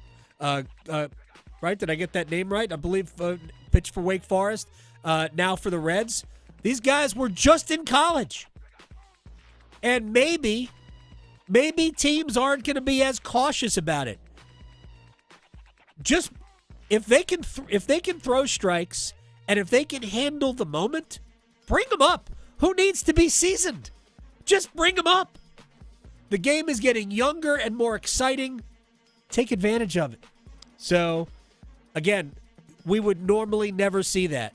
What organizations would do is that they would take Trey Savage and they would let him progress slowly through the minor leagues. He didn't have more than 33 innings at any stop. He pitched in low A ball at the beginning of the year. Then they moved him to high A. He had like 3 starts at high A. They moved him to double A. He had like 5 starts there. Moved him to triple A. 3 starts. Boom! Big leagues. Incredible. All right, let's take a break. Cory Smith from Pack Pride will join us when we come back. Dave Doran, yesterday on his radio show, addressed how much he enjoys coaching this team. And the way it sounded to me, or at least it read to me since I did not hear it, the way it read to me, it sounded like a farewell. But he did take a small shot at last year's team on the way out, and I don't think he meant it in a negative way. He really meant it to highlight how much fun he's having with this group. We'll talk about it with Cory Smith next. Delivering more hits than the Canes forecheck. Shoot, he scores! The Adam Gold Show on the North Carolina Sports Network. Listen every afternoon for The Drive with Tim Donnelly. The Panthers can't deny who they are. First overall pick at quarterback, 2 first-round pick wide receivers. They're going to be high-flying. Except, now that this little winning streak they're on has taken place, they've won 3 of their last 4. How are they doing it? They're running the football, and they're stopping the run. The same thing it always was, the same thing it always will be. The Drive with Tim Donnelly, 3 to 6 on 99.9 The Fan. What if you could pull up to $500,000 in cash out of your home and drop your mortgage rate down to 4.99% APR? Hey, it's Dennis Cox. Right now at Loan Pronto, they've got the lowest rates in 3 years. With Loan Pronto's Rapid Equity Loan, you can get your cash in as little as 3 days. Pay off all those high-interest credit cards and even skip your next 2 house payments. One client just got $300,000 approved in under 24 hours, paid off their debt, paid off 2 car loans, and saved $2,100 a month. One call, life changed. There's no wait, no hard credit pull up front. You probably won't need an appraisal. Just fast, easy cash from your home's equity. Rates are at a 3-year low. Act now. Call 919-381-1760 or visit loanpronto.com for your free instant home appraisal. See how much cash you can get today. Loan Pronto, A+ rated with the BBB and nearly 2,500 5-star Google reviews. Call 919-381-1760 and see how much cash you can get today. Loanpronto.com. Equal housing lender, NMLS 166171 on approved credit. Visit NMLSconsumeraccess.org. YouTube TV customers, you could lose ESPN and the sports you love, including college football, college game day, Monday Night Football, NBA, college basketball, and more. Take action. Go to keepmynetworks.com to keep ESPN. Hey, what do you say? John Forsland here from my friends at Buffalo Brothers. During hockey season, I'm bouncing from coast to coast like a puck on ice. But when I'm back in town, I always head to Buffalo Brothers for the best wings on the planet. And check this out. Now they have a new flavor, Chili Lime. You can't beat the great specials at all 5 Triangle locations, like half-price pizzas, Monday through Friday, 4:30 to 6. You can dine in or carry out. BuffBrothers.com. Aw, man, now I want wings. Atlantic Spas and Billiards wants to invite you to our newly remodeled showroom on Glenwood Avenue in Raleigh. More Tilo saunas for both inside and outside on display. Special pricing on hot spring and Caldera hot tubs through the end of October. A larger game table selection and a full dart and billiard cue pro shop. Great selection of Kamado Joe GMG pellet grills on sale now. This new showroom will knock your socks off. Atlantic Spas and Billiards, 8721 Glenwood Avenue and Market Street, Wilmington. AtlanticSBNC.com. Actual price will depend on product and subscription plan. Featured products are compounded drug products, which the FDA does not approve or verify for safety, effectiveness, or quality. Prescription products require an online consultation with a healthcare provider who will determine if appropriate. See website for details, restrictions, and important safety information. Want a boost in and out of the bedroom? Hims has you covered. Introducing a new 2-in-1 approach to level up your game. Tadalafil for better bedroom performance and zinc for testosterone support. Turn things all the way up and find affordable treatment options at up to 95% less than brand names at hims.com/joy. That's hims.com/joy. Do you worry about how much someone drinks? Do you feel neglected or unloved? If you answered yes to any of these questions, you are not alone. Al-Anon and Alateen can help. Call 1-866-200-0223 or visit alanon.org/help. Feel that chill in the air? Now's the perfect time to layer up. The outerwear shop is now open at Untuck It with sharp new jackets and vests made for this season and beyond. You'll find all the right layers to keep you warm and looking sharp, including cozy sweaters, sweatshirts, and more. But hurry, fall weather won't wait, and neither should you. So don't miss the outerwear shop, open now at untuckit.com in more than 80 stores worldwide. Untuck It, shirts designed to be worn, untucked. This is Adam Gold. The American Cornhole League. I don't know if you can wager on it. Let me go to FanDuel and find out if you can wager on it. I think I read you can get a scholarship. Kids in high school can actually get scholarships for cornholing. Who knows? I don't know what the technical term I'm just not going to say anything. The Adam Gold Show. It's the Adam Gold Show. I am Adam Gold. We're going to have a lot of fun here in a second. First, this is fun too, we do have a Hurricanes game tonight. Here's some breaking news that has nothing to do with current Hurricanes. Martin Necas has signed an 8-year, $92 million contract with the Colorado Avalanche. Wow. Good for him. I am pumped for Martin Necas. Absolutely pumped for Martin Necas. So I have made absolutely, I've not hid my appreciation for him, the player, the guy. I wish him nothing but the best. I am thrilled for him. He earned it, man. He hit the ice running last year. Got off to a great start. Carolina needed to use him to get the player they thought they wanted in Mikko Rantanen. Necas has been great for Colorado, so good for him. 8 years, $92 million. All right, now before we say hi to Cory Smith, and we will because we love Cory. We talked about Dave Doran. We've talked a lot about the state program. Without getting into it, I have incredible respect for the culture that they have created over there, and Dave Doran's been there a long time. Here was Doran at his Monday press conference reacting to a question regarding all of the firings that are going on around college football and whether or not it impacts him. No, I mean, Boo's been, I've said this before, he's a great guy to work for. I don't worry about that. I got to worry about my players. I got to worry about my staff, my wife, my children. Those decisions aren't mine to make. And I told the team this yesterday, I'm going to give them everything I got. Like, our goal is to go win this football game. And then the next week we have a bye week, try to get them healthy. And then our next week, go win a football game. And you just keep going. There's a lot of football left. A lot of games, and what happens at other schools has nothing to do with what's happening to me. And when decisions are made, they're made. For me, it's how much fun can I have with this staff, these players? How good of a job can I do for them? My job is to serve them, to motivate them, to get them better, to be there for them, to push them, to hold them accountable. And I'm going to do all those things as hard as I can and try to enjoy every day doing it. I think one thing that hit us all on the face this year in this program is, when you lose people you love that are close to you, you have perspective about how fortunate you are to get to do the things, get to do the things that you're allowed to do. And I'm allowed to work with a bunch of awesome kids at a great university in an awesome city. And I'm going to relish that, Wins and losses matter a lot. I understand all that. I understand the profession. It's not pressure. It's a privilege to get to do what I do. And at some point, if they want someone else to do it, then God bless them. But I'm going to take advantage of my opportunities as long as I get them, and I'm going to fight for these kids because they're going to fight for me. All right, let's bring in Cory Smith from Pack Pride now. He also said some stuff on his radio show last night that really speaks to this. And it does sound like a coach who, whether by his own doing or by somebody else's doing, kind of understands that this run is coming to an end.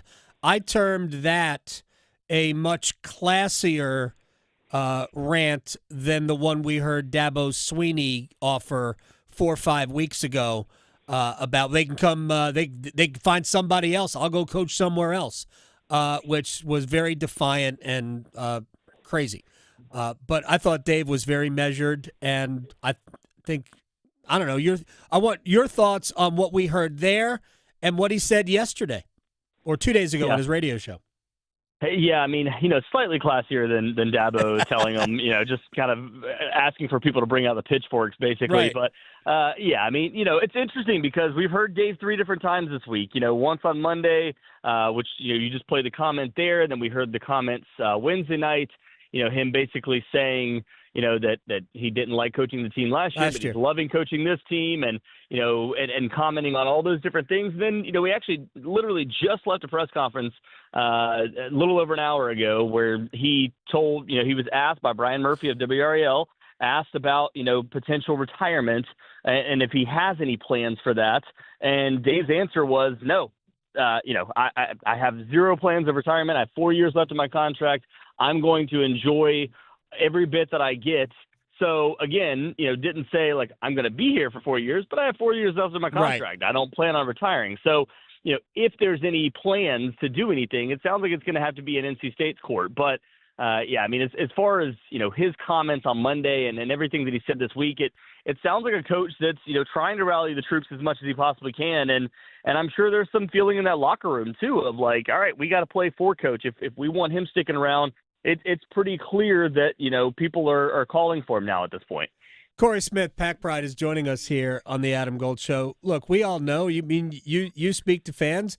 I mean, my own opinion is after the Virginia Tech game, there was a sense of inevitability that, there needed to be a change. But I look at it from a perspective where I think he's done a very good job. Unfortunately, and I realize, and he alluded to it, I mean, not enough winning.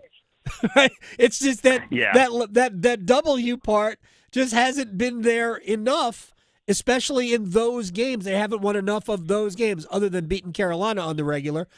It hasn't been enough. But everything else about the program, I don't think anybody could be more proud of it. Yeah, I mean, I think that's the biggest problem is the fact that there has been a consistent success. And that's not the problem. I think the problem is the fact that you haven't had those breakthrough moments. Right. I mean, we've talked about it several times when it comes to, like I talked about it yesterday when we did a podcast. We talked about, the fact that they had several, I think it was like a run of like 5 straight years where you either had 8-4 or 9-3, for the program and trying to get to bowl games and trying to win 10 games. They just couldn't break through.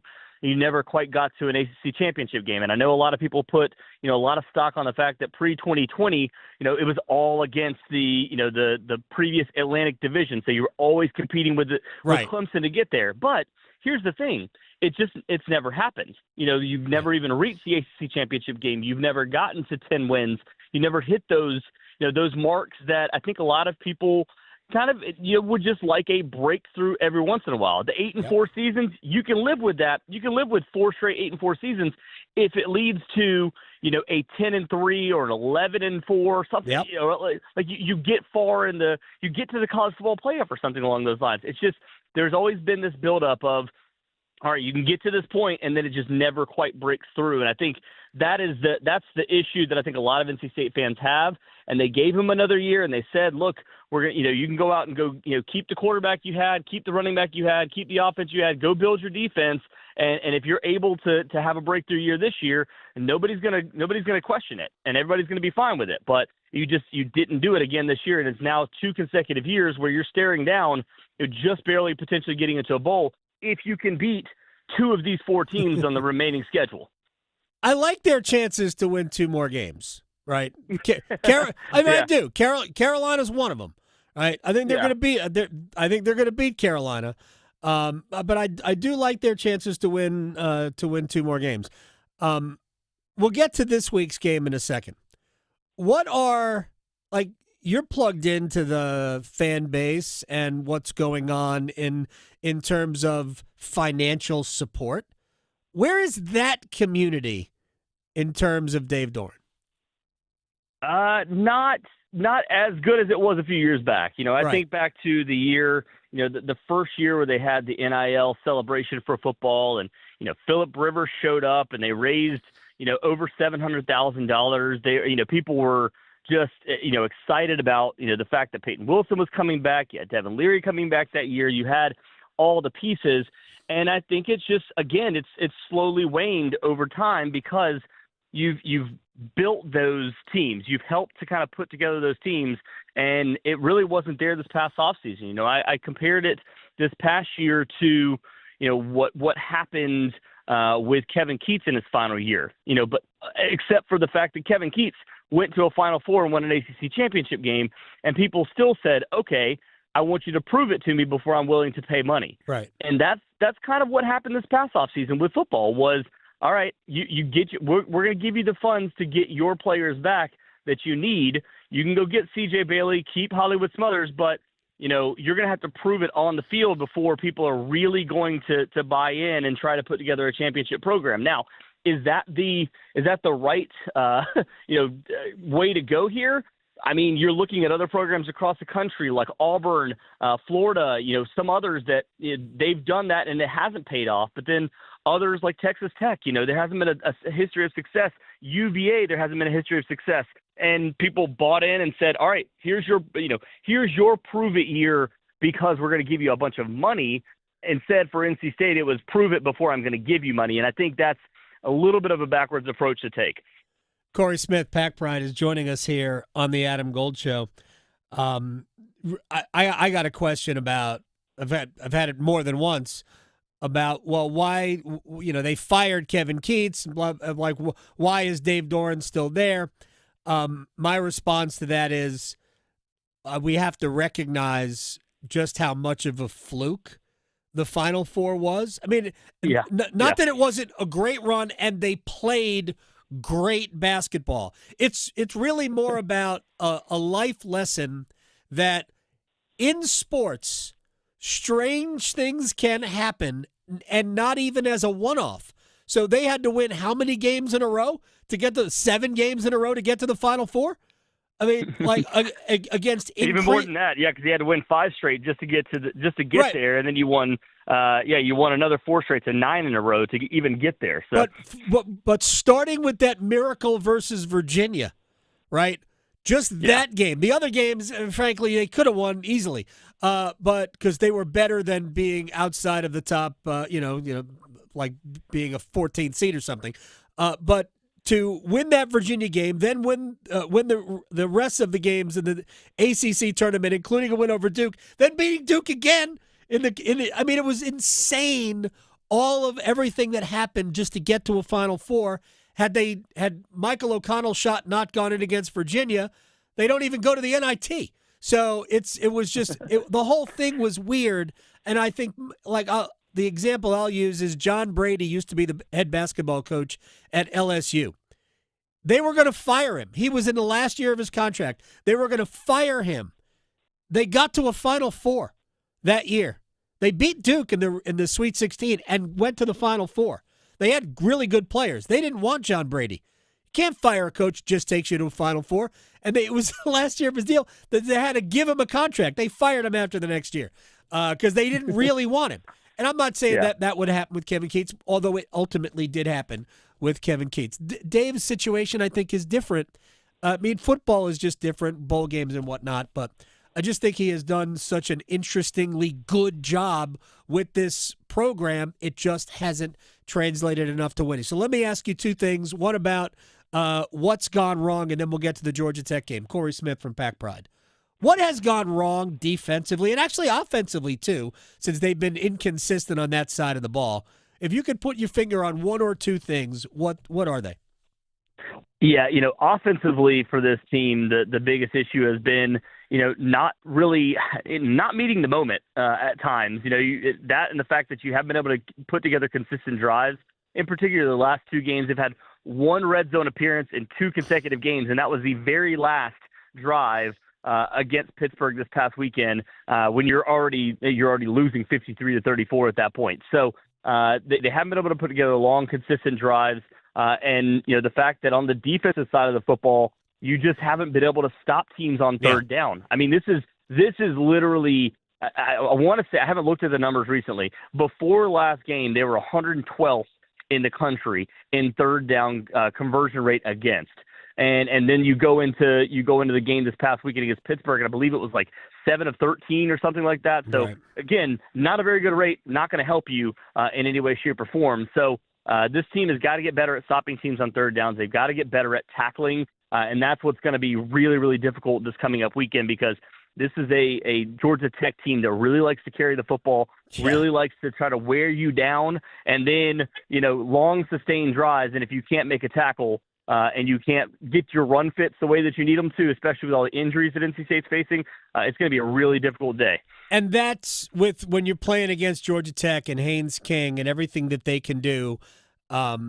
They are a run-first team, but they hurt teams throwing the football a lot because it's not like when you're playing against the Paul Johnson Georgia Tech teams back in the day that really, they'd throw the ball 12 times a game, if that.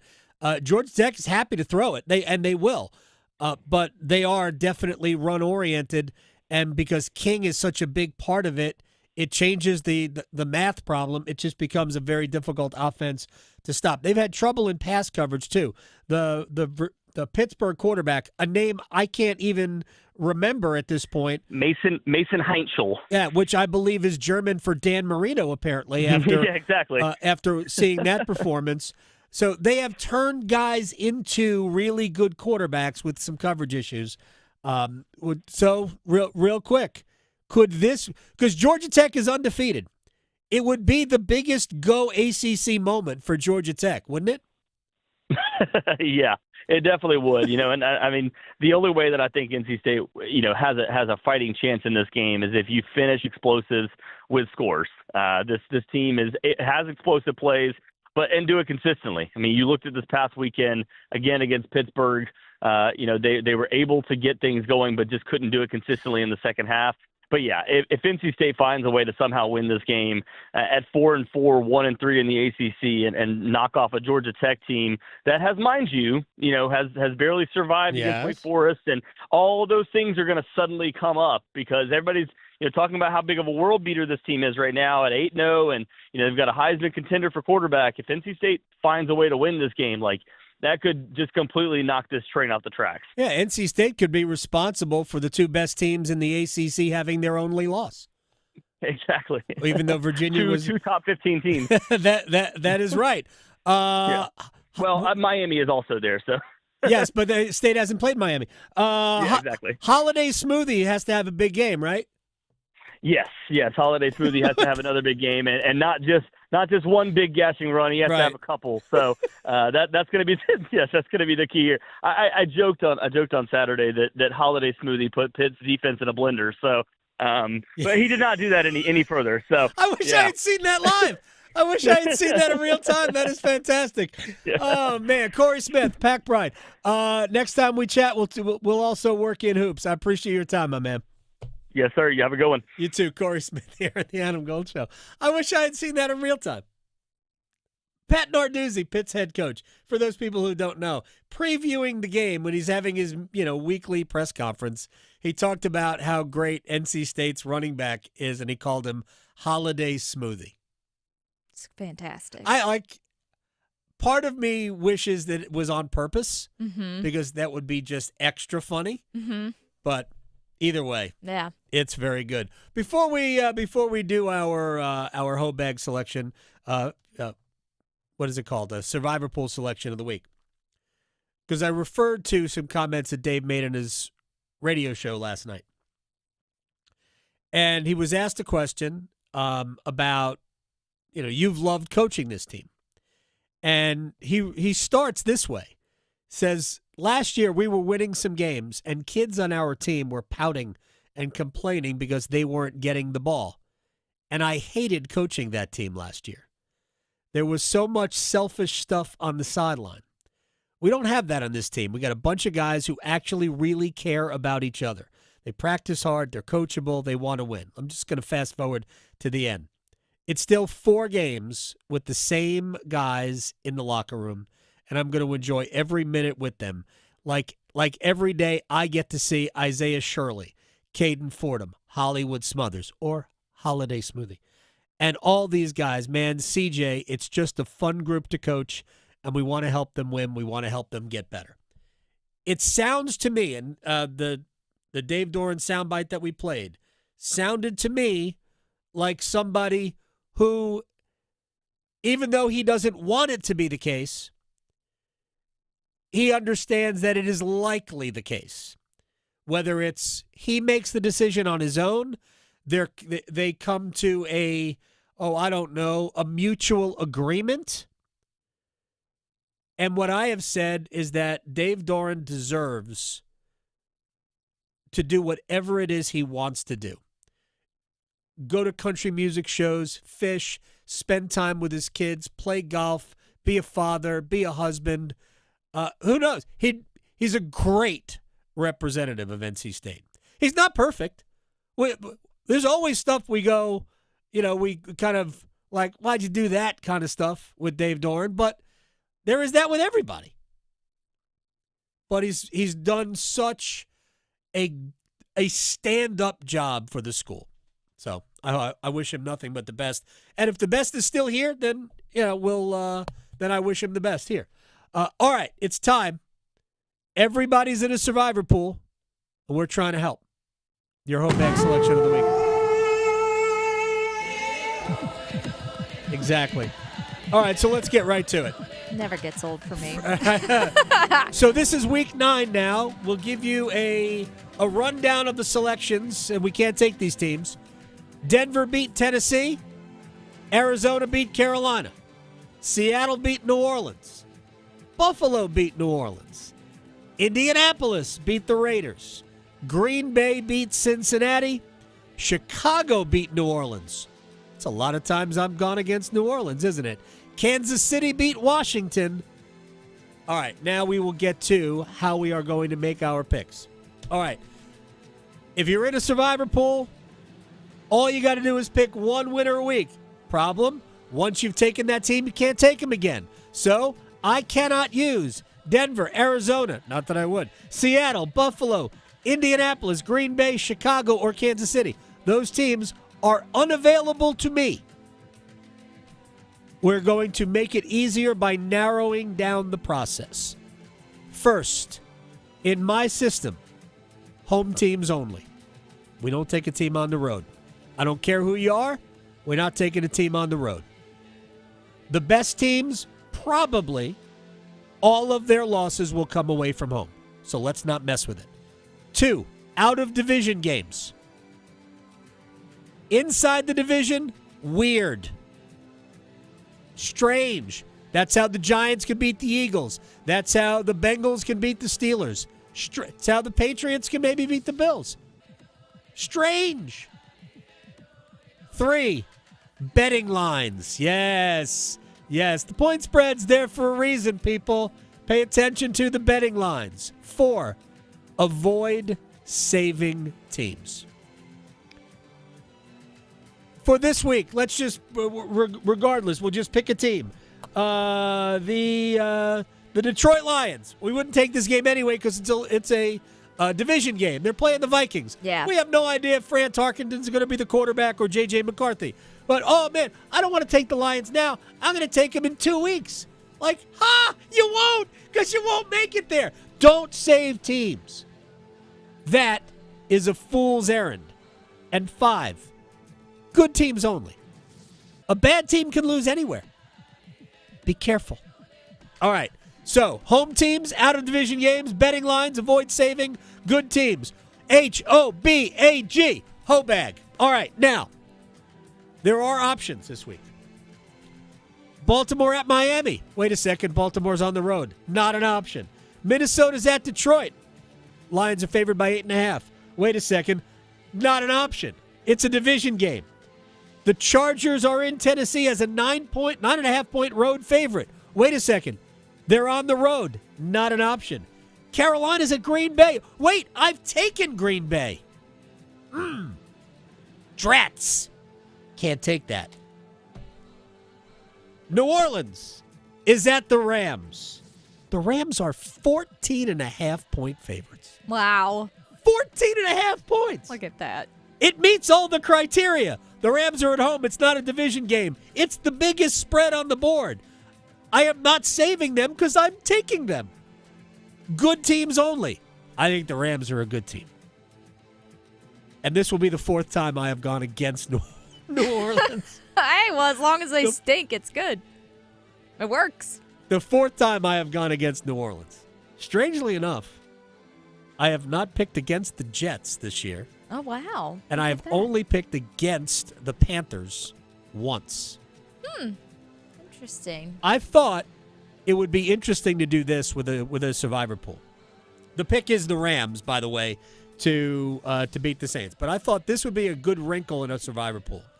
If you pick a team to win, right, or and you also pick against that team at some point, you get to use that team again. Oh, nice. Yes. That would be good. So I could use New Orleans. I know. 8 times. Just be the theme of the season. No chance. All right, there's your pick. The Rams to beat New Orleans. Thank me in Week 10 when you get there. We are 8 for 8. And by the way, just over 2,000 people left in that Circa Sports Survivor Pool in Vegas for $18.5 million. I do know people who are in Survivor Pools who I think are following along here. I expect nothing, absolutely nothing. I want nothing. I want success for you. That's why we provide the service. Yeah. Same thing we do with Place Your Bets. It's here to be used. I don't want to make anything from it. I want you to. All right. And speaking of placing your bets, we're going to do that, and we'll stretch next.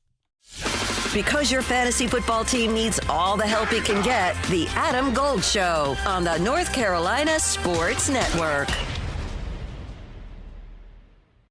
Adam Gold here from my friends at FanDuel, America's #1 sports book. It is Thursday, and it is your chance to hit the jackpot. That's Thursday's touchdown jackpot, where you can win a share of $2 million in bonus bets. Pick an anytime touchdown scorer between the Ravens and Dolphins tonight, and if that player scores either the first or last touchdown, you win your anytime touchdown scorer bet plus a share of $2 million in bonus bets. FanDuel.com/AGS. FanDuel.com/AGS. Take a shot at the jackpot. Official sports betting partner of the NFL. 21 and over and present in North Carolina. Opt-in required. Must apply profit boost token on select market. Prize pool to be split equally among all eligible participants who made the correct first or last touchdown pick. Bonus is issued as non-withdrawable bonus bets, which expire 21 days after receipt. Restrictions apply. See terms at sportsbook.fanduel.com. Gambling problem? Call 877-718-5543 or visit morethanagame.nc.gov. At North Carolina Farm Bureau Insurance, you're more than a policy, you're family. With offices in every county, we're close by when it matters most. Our local agents customize coverage to fit your life. And our award-winning claims team delivers fast, quality repairs. It's no surprise Forbes ranked us the #1 auto insurer in America. North Carolina Farm Bureau Insurance. Helping you is what we do best. You don't need a 4-year degree to have a rewarding career that makes a difference in people's lives every day. As a public power line worker, you'll build and maintain a locally owned and operated electric system to keep the lights on in your community. 4 months in a community college program provides the training you need to begin your career as an apprentice line worker in public power. And being a local government employee in North Carolina comes with excellent benefits. To learn more about line worker and other public power careers, visit electricities.com. For North Carolina high school seniors, the countdown to college is on. And at CFNC, we've got all the resources and information needed to get you on campus next year. Take College Application Week, for example. Did you know you can apply for free at many North Carolina colleges from October 20th through October 26th? Sure can. Don't miss the opportunity to save some money applying to college. And for more help, visit cfnc.org/C2C. The North Carolina Healthcare Association invites you to listen to this month's podcast, Conversations on the State of Healthcare. We learn about an exciting new health initiative in Wake County called Precisely You, which uses DNA to transform the way we approach health. The goal is simple but powerful. Help people prevent disease, detect it earlier, and improve health outcomes. Wakia Ellis is Vice President of Nursing for WakeMed Raleigh campus. With Precisely You, we're looking directly at each individual's DNA. That lets us identify personal genetic risks for diseases like hereditary breast and ovarian cancer, colorectal cancer, and even heart disease that might be linked to high cholesterol. You can learn more and join our latest Conversations on the State of Healthcare wherever you listen to your favorite podcasts, and find out more by visiting nchealthcare.org. North Carolina ranks second in the nation in potential agricultural land lost by the year 2040. The NC Forever Farms program supports the preservation of family farms through permanent agricultural conservation easements and has received a record number of applications for 3 straight years. Landowners interested in preserving their working farm through the Farmland Preservation Division of the North Carolina Department of Agriculture and Consumer Services can learn more by visiting ncadfp.org. We gather together in communities across the nation to light the night. We are LLS, and when we walk, cancer runs. Find your local event at lightthenight.org. This is Adam Gold. So Mike Vrabel, the coach of the New England Patriots, they asked him about birthday cake, and he said there was only one cake qualified for his birthday cake. Oh. Yes. Okay. Do you want to guess what that is? Is it vanilla? No. Oh. Karen. I love him even more. The Adam Gold Show.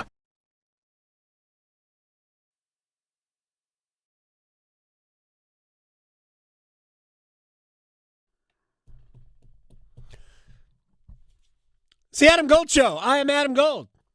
Happy Halloween in advance of tomorrow. You have your costume picked out, Victoria?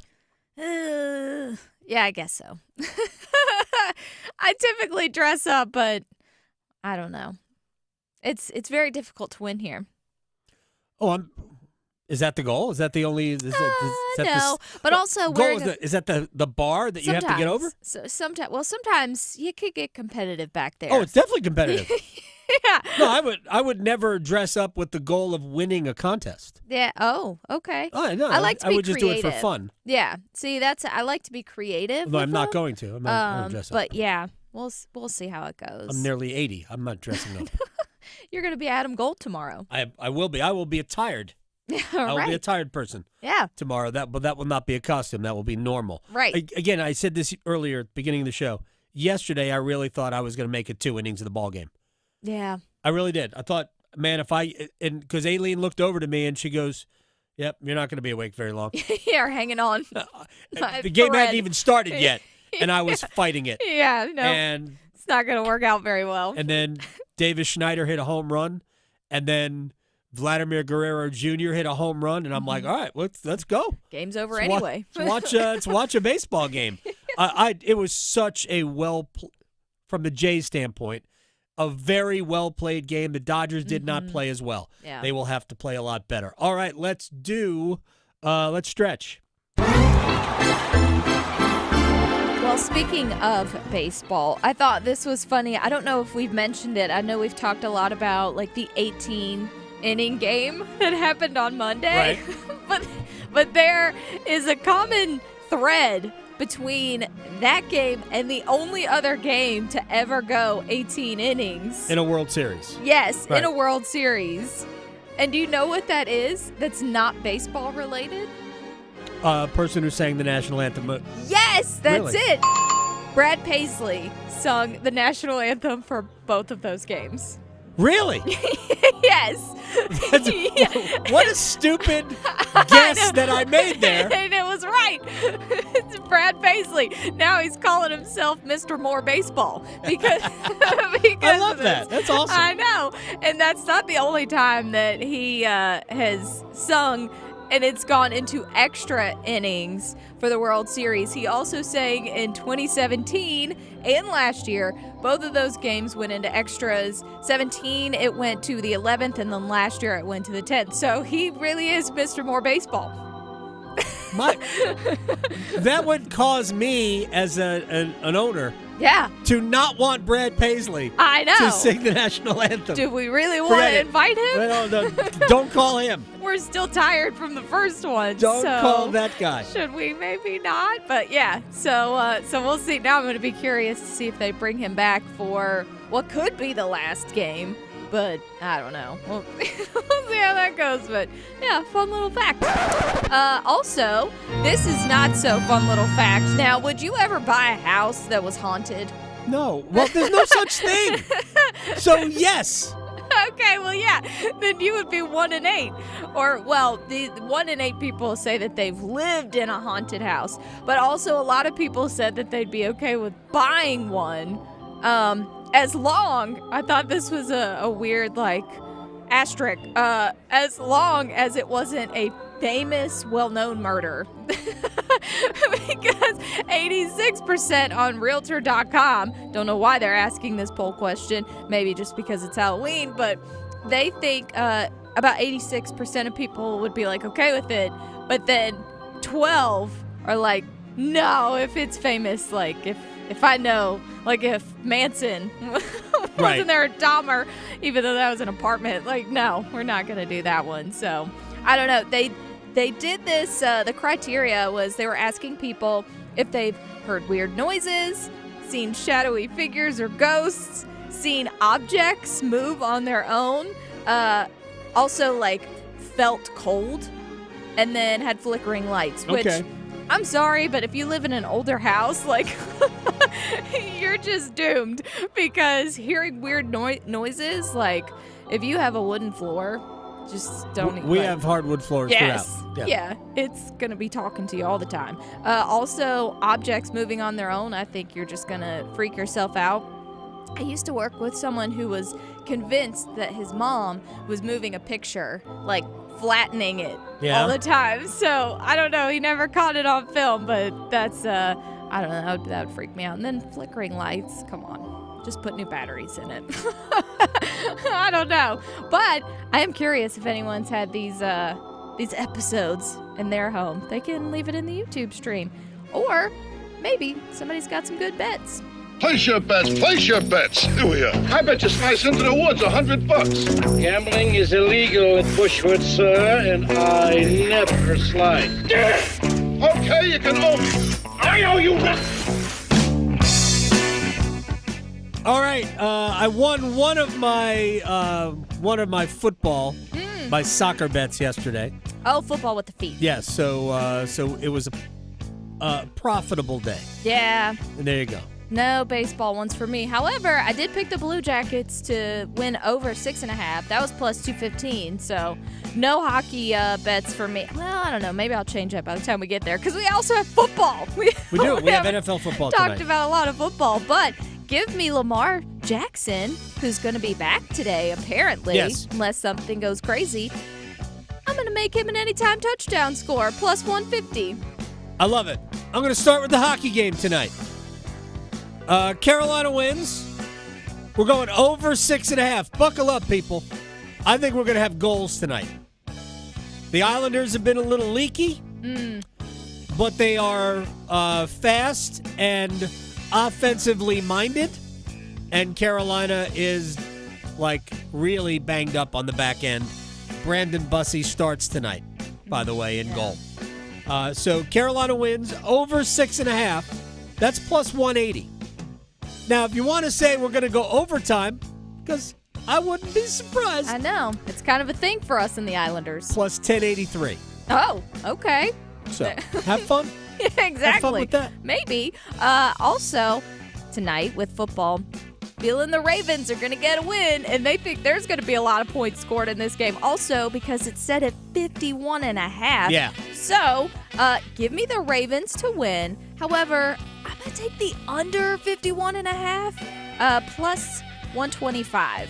We don't know if Lamar Jackson's 100%. Hopefully. Oh, he's playing. No, yeah. But I mean, Lamar if Jackson's he's a little rusty, maybe. Yeah. Who knows? We'll see. We'll see. I gave you a two-time touchdown score in the Monday night game when Kansas City won. Mm-hmm. Derrick Henry will score twice tonight. That's plus 210. Ooh, That'll be twice. my football bet. 2 touchdowns is only plus 210? Yes. I mean, I know it's Derrick Henry, but Right. wow, look at that. I could also, is there a bet where I could do 2 fumbles? I'm kidding. Looking at you, I'm Tua. kidding. So there's mine. So speaking of the Canes tonight, I will make a bet. Why not Jarvis, because I did this last time and he didn't come through. Jarvie anytime goal score, plus 150. All right, I got 2 different anytime goal scorers. Our friend Tim Donnelly does the first goal scorer. Yes, and that was mine, Jarvie. Right? So we'll Okay. see. Well, I'll tell you what I'm giving him. But Tuesday against Vegas, I gave him Andrei Svechnikov on the power play. So, ride the hot hand. Jordan Martinook plus 625, but my prediction to Tim, shorthanded Jordan Martinook. Now he makes you also say who's in the box. Andre's in the box. Yeah, of course. Andre's back. Yeah. All right. All the way. Alexander Nikishin will also score a goal tonight. That's plus 600. Sebastian Aho will get at least 2 assists, plus 460. We're covering all bases tonight. All kinds. We're trying to pay for college before the hockey game ends. No, we're not. We're just not. Or just gas to like a soccer thing. All right, 2 things coming up in the Wall of Sound. 1, Davis Schneider's dad was at the game last night. He hit the home run to lead off the game. I can't even imagine being there, but we're going to try to take you there as best we can through the magic of audio. And the governor of Louisiana done lost his mind. Wait till you hear that next.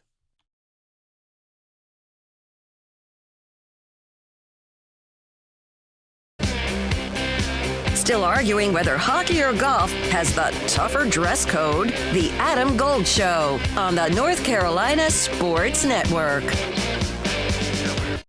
Hi, it's Adam Gold from my friend Gordon Miller, Miller Lending, Kildare Farm Road in Cary, and I'm going to save you thousands of dollars right now. Don't pay closing costs because you don't have to. Gordon Miller figured this out in 1987. He invented the whole process where you keep your money, he'll handle the closing costs and the banks and all the fees and like that. And then when the rates drop, you refinance free of charge again, lower your monthly payment.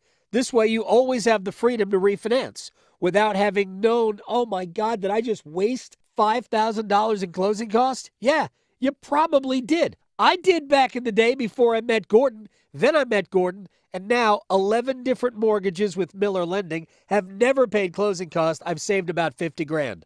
What could you do with 50 grand? Heck, what could I do with 50 grand? Miller Lending, home of the original no closing cost mortgage. Miller Lending is an equal housing lender. NMLS ID 2502146. Adam. I'm Adam Gold, and I'm there. Tim. I'm Tim Donnelly, and I'm there. Dennis. I'm Dennis Cox, and I'm there. Victoria. I'm Victoria Bodenecker, and I'm there. Paul. I'm Paul Eihander, and I'm there too. You'll find them all here on the brand new 99.9 The Fan app. To work, to school, the beach, the mountains, the arena, take The Fan with you wherever you go. Available for Apple iPhone and Android phones. Download the 99.9 The Fan app today. Powered by Aspire Money Management. I'm glad you agreed to this date, Mr. First Tuesday. Oh, me too, but I have to admit something. I've never been on a first date. But you are a date, and first is in your name. Yeah, I guess I've just been married to my work, you know? Spreading the news about new scratch-offs coming out every first Tuesday. New scratch-offs release every first Tuesday? Wait, you don't know about new scratch-off tickets that come out the Okay. Well, okay. You got me. Must be 18 to play. Problem Gambling Helpline, 877-718-5543. YouTube TV customers, you could lose ESPN and the sports you love, including college football, college game day, Monday Night Football, NBA, college basketball, and more. Take action. Go to keepmynetworks.com to keep ESPN. It's Bo time. Fumbling the food on game day? Rookie move. But you know Bo can make your tailgate a winner, breakfast, lunch, or dinner. Because the Carolina Legend has everything you're craving. We're talking crispy, juicy chicken loaded with real Southern flavor, fluffy scratch-made buttermilk biscuits, and all the fixins to feed your whole crew faster than you can say touchdown. Be the MVP this season and let Bojangles do the cooking. Order your tailgate today. It's Bo time. Planning a tailgate? Then it's Bo time. Bojangles has everything you need for the perfect tailgate, no matter how many fans you're trying to feed. There's the original tailgate, the super tailgate, and for a really big crowd, the jumbo tailgate special. And if you like your chicken off the bone, choose the Supreme's tailgate special that includes 12 perfectly seasoned tenderloin fillets. So grab the tickets, get that Bojangles tailgate special, and go. It's Bo time. When you're hiring, have you ever felt like you're missing out on meeting great candidates? Well, they're not hard to find when you go to ZipRecruiter. ZipRecruiter helps 10 million people with their job search every day. People who are actively looking for jobs like yours. So it's easy to find the right person fast. 4 out of 5 employers who post on ZipRecruiter get a quality candidate within the first day. Try ZipRecruiter for free at ZipRecruiter.com/free. That's ZipRecruiter.com/free. This hour of the Triangle Sports Leader is powered by Ritchie Law Firm, injury lawyers. Ritchie Law is on top of it. Go to RitchieLaw.com. That's RitchieLaw.com. They score! Broadcasting live from the Lenovo Studios. WCMC HD1 Holly Springs. 99.9 The Fan. The Triangle Sports Leader.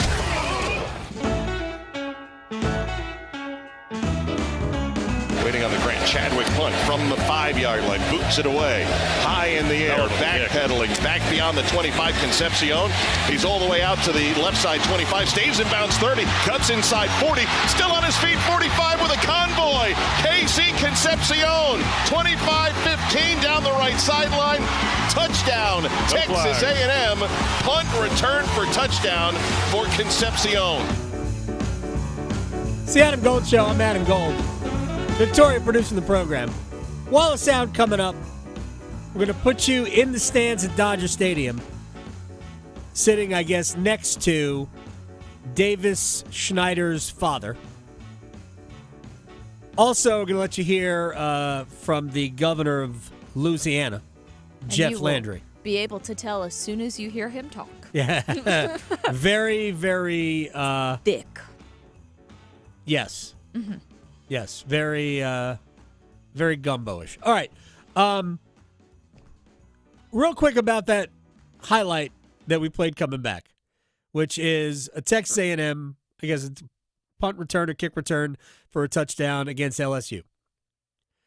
Because I got some pushback on Twitter about that. I had not heard it, but I did hear it running as a station promo for those people listening on the Fan in Raleigh, just during a commercial break. I'm like, oh, that's what people are talking about. I didn't know what anybody was talking about. And he was mad because it is KC Concepcion who used to be at NC State, and they felt like, why are you trolling State? I'm like, I don't even know what you're talking about. It's not trolling State.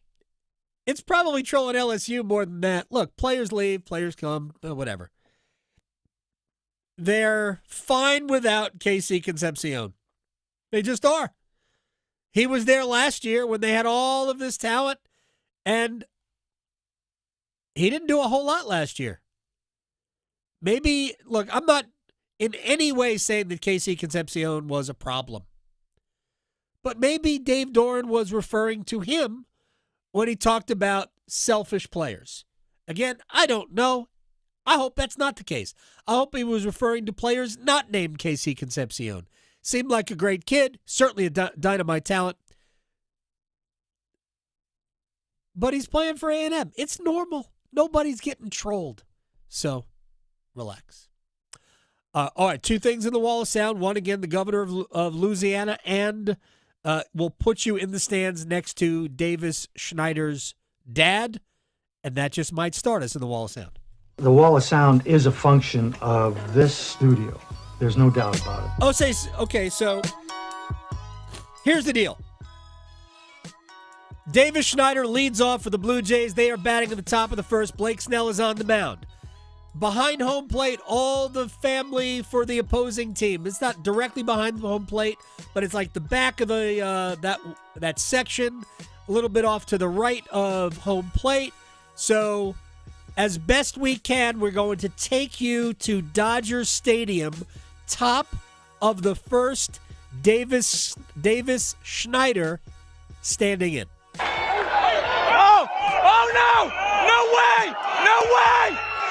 God! Oh my God! Oh my God! Oh my God! You gotta be kidding me! You gotta be kidding me! Woo! Woo! Holy crap! Oh my God!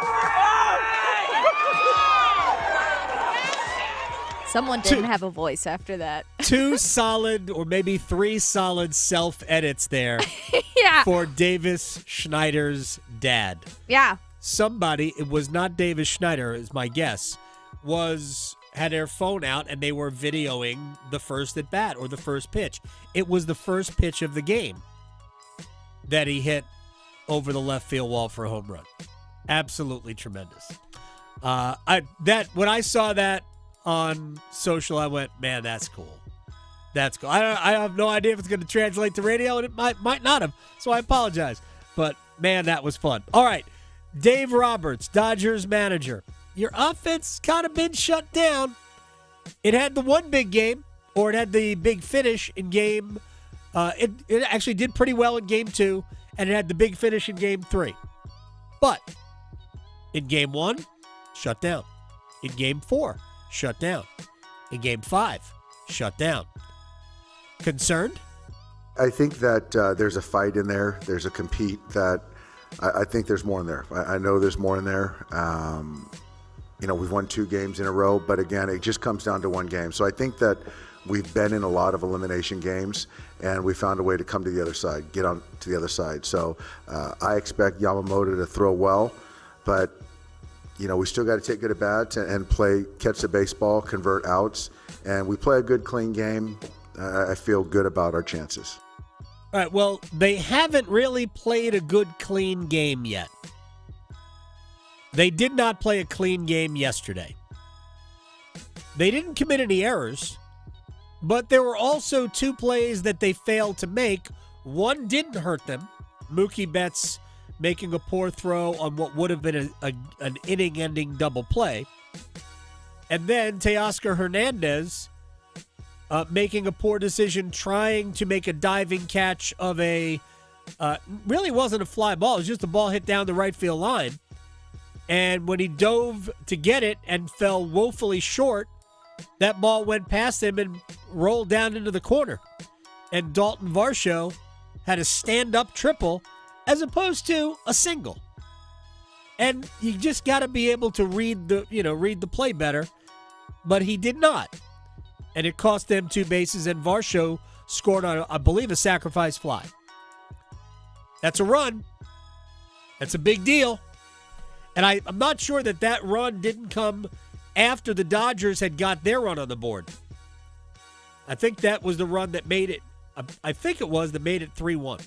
Either way, the Dodgers were not clean. Blue Jays manager John Schneider watched his rookie pitcher, who, by the way, Trey Savage, will be a rookie next year, too. Because why not? He's only had 3 big league regular season starts. He'll be a rookie next year. That's crazy. John Schneider on Trey Savage's performance. He was pretty good.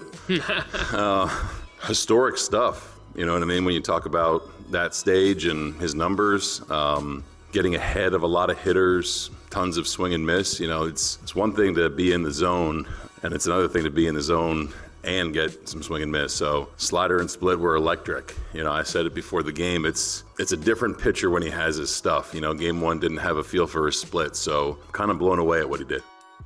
Yep, we all are. 12 strikeouts, no walks, 1 hit batsman, 3 hits, 2 of them infield hits. There were only 2 balls hit squarely all game. That's it, 2. 7 innings. Filthy. All right, Eduardo Perez covers Major League Baseball for ESPN on where all the pressure has been so far in the World Series. If the Dodgers were up 3-2 going to Toronto, the Dodgers were under the most pressure. Okay. The reason is everybody expects them to win. Yep. This is already almost a disappointment for a lot of people, thinking that the Dodgers were going to easily sweep the Toronto Blue Jays. I saw this Toronto Blue Jay this team play against the New York Yankees. They dealt with them during the regular season, and they beat them up during the regular season, and they did the same exact thing in the playoffs. Then they were down 0-2 and went to Seattle, and they had to win 2 out of 3 in Seattle.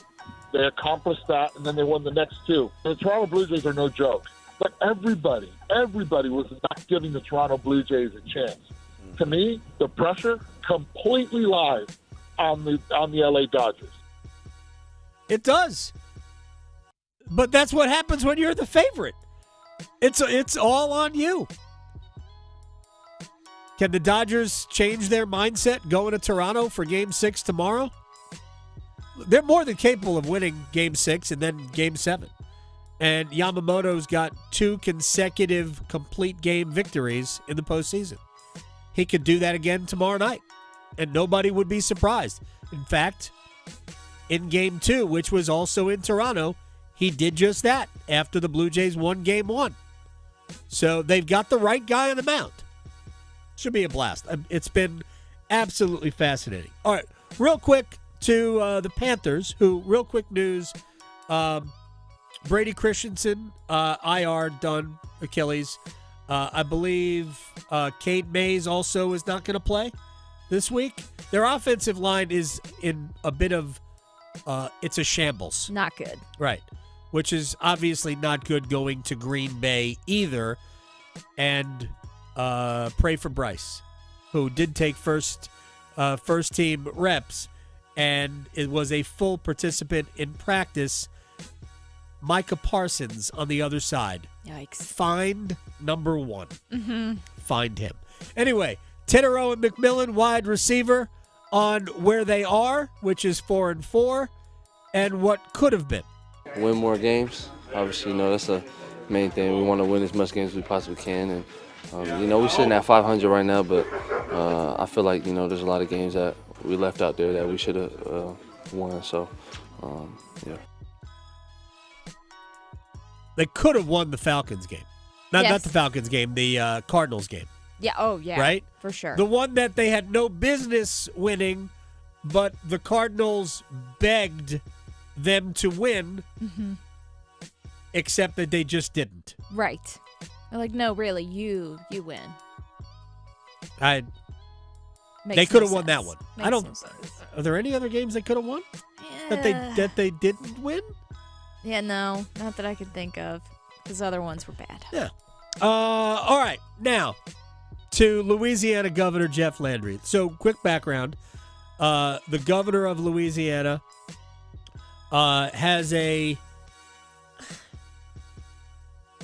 I'm not going to say it's a behind the scenes, because he's obviously not behind the scenes role here. He will play a role in who is selected to be the next head coach.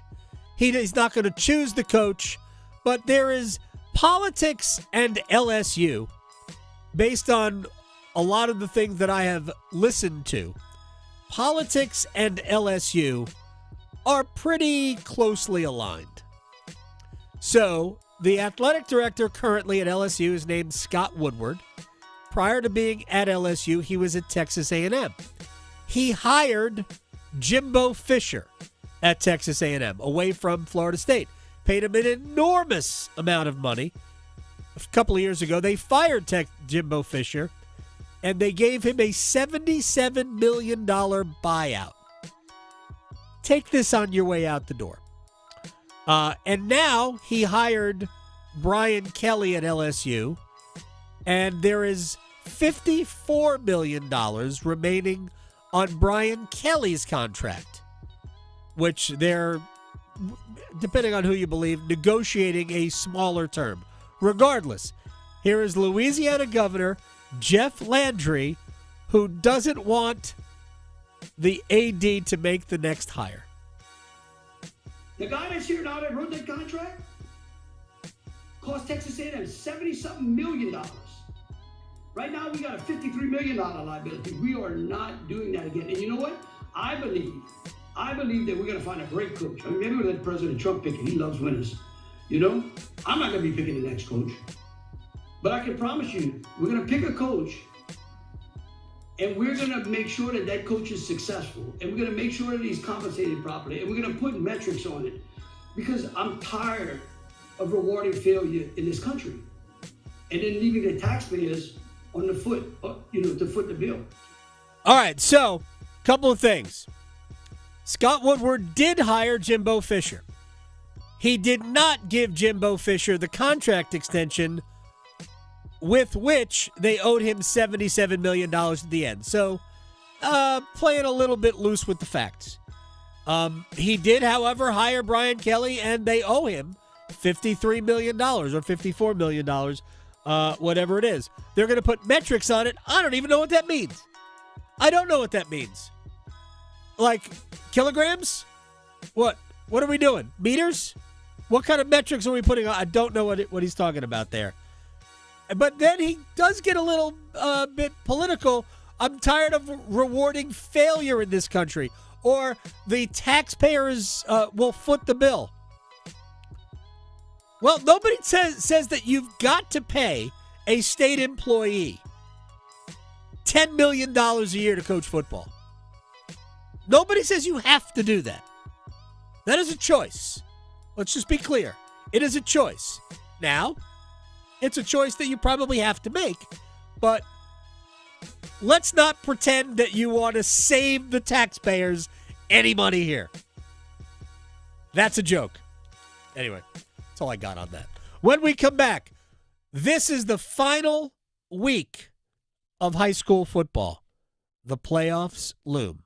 Joel Bryant, highschoolot.com. Next.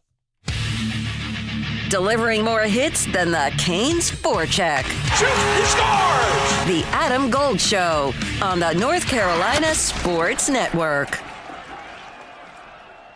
Listen every afternoon for The Drive with Tim Donnelly. For the Panthers, it doesn't matter who's playing quarterback. If it's Andy Dalton, if it's Bryce Young, if it's hurt Bryce Young, Hendon Hooker, whoever it is, it comes down to one thing. The team isn't good enough to overcome turnovers. Protect the football. Whether your ankle's hurt or not, don't turn it over and let the defense and running game do the rest. The Drive with Tim Donnelly, 3 to 6 on 99.9 The Fan.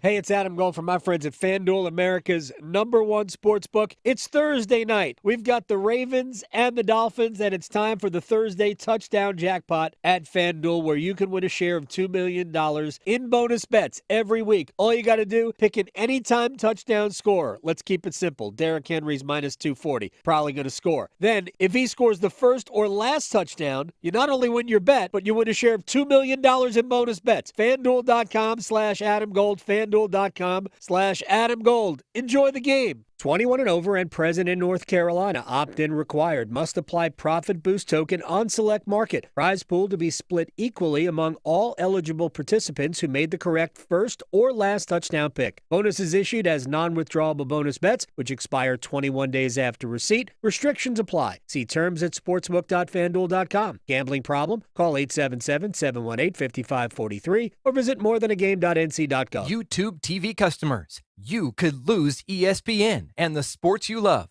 including college football, college game day, Monday Night Football, NBA, college basketball, and more. Take action. Go to keepmynetworks.com to keep ESPN. This is John Wall. The Salvation Army does so much for people right here in Wake County. Join me and 999 The Fan and showing them some love and support. To me, the Salvation Army is always dope. It gives opportunity for anybody, any situation to get support. I really got into it because my mom, before she passed, she was always doing so much she could to help the Salvation Army, cooking for them, doing anything to give back to them. So we always want to honor her and keep that going with my John Wall Family Foundation. The need in Wake County is real, and the Salvation Army is meeting it with real solutions. Text GIVE to 919-860-5326 or go to teamuptogive.com to donate. What if you could pull up to $500,000 in cash out of your home and drop your mortgage rate down to 4.99% APR? Hey, it's Dennis Cox. Right now at Loan Pronto, they've got the lowest rates in 3 years. With Loan Pronto's Rapid Equity Loan, you can get your cash in as little as 3 days. Pay off all those high-interest credit cards and even skip your next 2 house payments. One client just got $300,000 approved in under 24 hours, paid off their debt, paid off 2 car loans, and saved $2,100 a month. One call, life changed. There's no wait, no hard credit pull up front. You probably won't need an appraisal. Just fast, easy cash from your home's equity. Rates are at a 3-year low. Act now. Call 919-381-1760 or visit loanpronto.com for your free instant home appraisal. See how much cash you can get today. Loan Pronto, A+ rated with the BBB and nearly 2,500 5-star Google reviews. Call 919-381-1760 and see how much cash you can get today. Loanpronto.com. Equal housing lender, NMLS 166171 on approved credit. Visit NMLSconsumeraccess.org. Hunger lives in neighborhoods all around us, but it doesn't have to.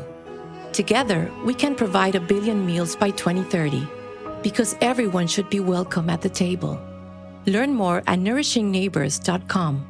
Why choose a Sleep Number smart bed? Can I make my site softer? Can I make my site firmer? Can we sleep cooler? Sleep Number does that. Cools up to 8 times faster and lets you choose your ideal comfort on either side. Your Sleep Number setting. Enjoy personalized comfort for better sleep night after night. And now, max out your savings. The more you buy, the more you save on beds, bases, and more. Plus, get free home delivery on any smart bed with base. Limited time. Check it out at a Sleep Number store near you or at sleepnumber.com today. One Adam. Gold. One Adam. Gold. Person in front of me in line had a box of wine. Oh, yeah. I feel that person. If you are buying boxed wine on a Friday, that thing is open right now. In the car. Yeah. I don't even need it to cool down. She jammed a big straw right through the top of the box yeah. in the Went car. to the gas station to get a cup of ice. Like, they don't even care. The Adam Gold Show.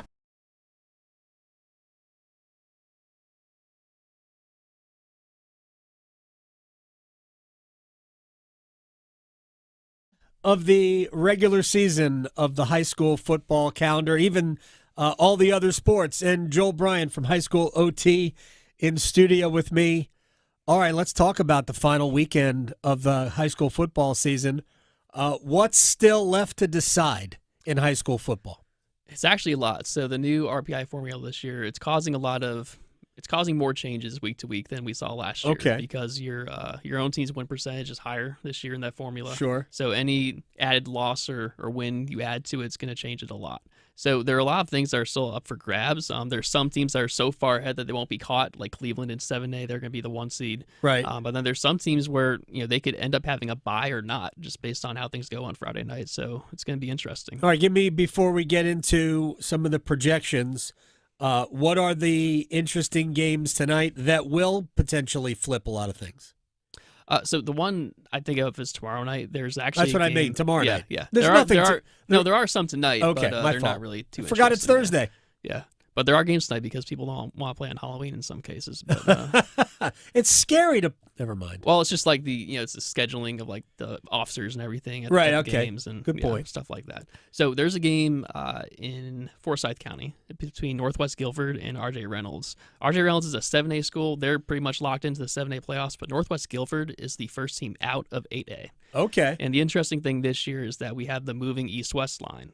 It used to be set in stone for the past 4 years. If Northwest Guilford goes up, if they get into the playoffs in 8A, that will send Jordan from Durham back to the east. Right now, Jordan's in the west? Right now, Jordan is in the west. I saw that. I was looking at the projections. And I'm like, wait a second. Isn't Jordan in Durham? Yes, because that line moves now. So it's dependent on the fluid. 24 teams that make it in 8A. Then you take those 24, and then you find the line. Oh, I see. Because there's fewer teams playing 8A high school football. Yeah. Okay. Yeah.